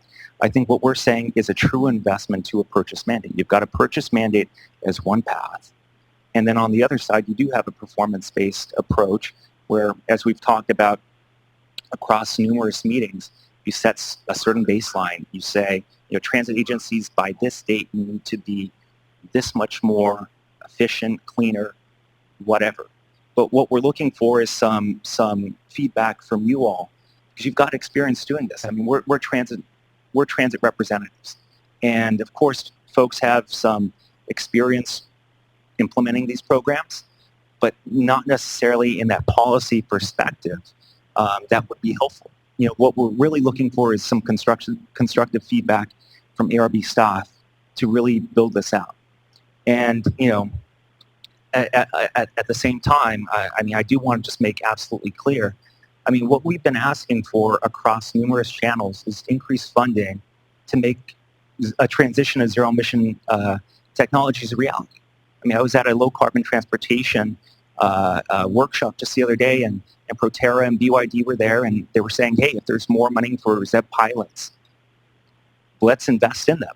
And I was very quick to second those comments, because I think absolutely our membership is interested in going in that direction. Paul mentioned the recent solicitation, $25 million, $300 million of interest. Now, granted, not all of that was transit agencies, about a quarter of it was. But I think what you're seeing is that there is a desire to move to these technologies if it can pencil out. And it pencils out for certain transit agencies, and for others maybe not. And so I think what our focus is, in a lot of ways, is a little bit more incentives-based, a little bit less kind of brute force mandate. And so I think that's the approach that we've been trying to strike, with the goal of reaching the same end goal. Making the transition, getting fleets to be cleaner, and then also protecting folks from having any negative impacts, right? There's often this conversation about impacts to disadvantaged communities. And I think my membership is very interested in making sure that folks have the service that they need, because these folks rely on it to get to work, to school, healthcare, what have you. And so we just want to make sure that that stuff stays strong and, to the extent possible, becomes better. That sounds good. So, Nico, you have your Tony, thing I up. do want to mention that we know that some people are really interested in the LCFS program, and the LCFS staff is actually waiting outside for people to ask them questions or give them registration forms. I just want to remind everybody of Okay, this. so Nico, I'll give you the last comment, and then we'll close. Yeah, it's more a question about process, because we all in the room got this nice handout, but the folks on the phone, is there a way to access it online or Is elsewhere? this the utility, the electric? CTAs. Oh, CTAs. Proposed flexible alternative. Yeah, we can actually post it on our website. We've got a branch under advocacy that says zero emission bus regulation or ACT regulation. We posted an earlier discussion document on that page. You can just go ahead and throw this up as another option. Just for the folks on the phone, we went off like in the room on a conversation Sure. on a topic, and So that would be I think caltransit.org, and there's an advocacy page, and there you'd be able to find it. Thank you, Nico. That's a good comment. Okay, so so it sounds like we're going to have the transit subcommittee meeting next when we can schedule that, and then we'll follow up with a broader group meeting from where we are from that. And so I guess I won't recite the next steps because I don't remember them. And but we'll see you guys, a number of you tomorrow, and we'll have the utility discussion tomorrow. Thank you guys for coming.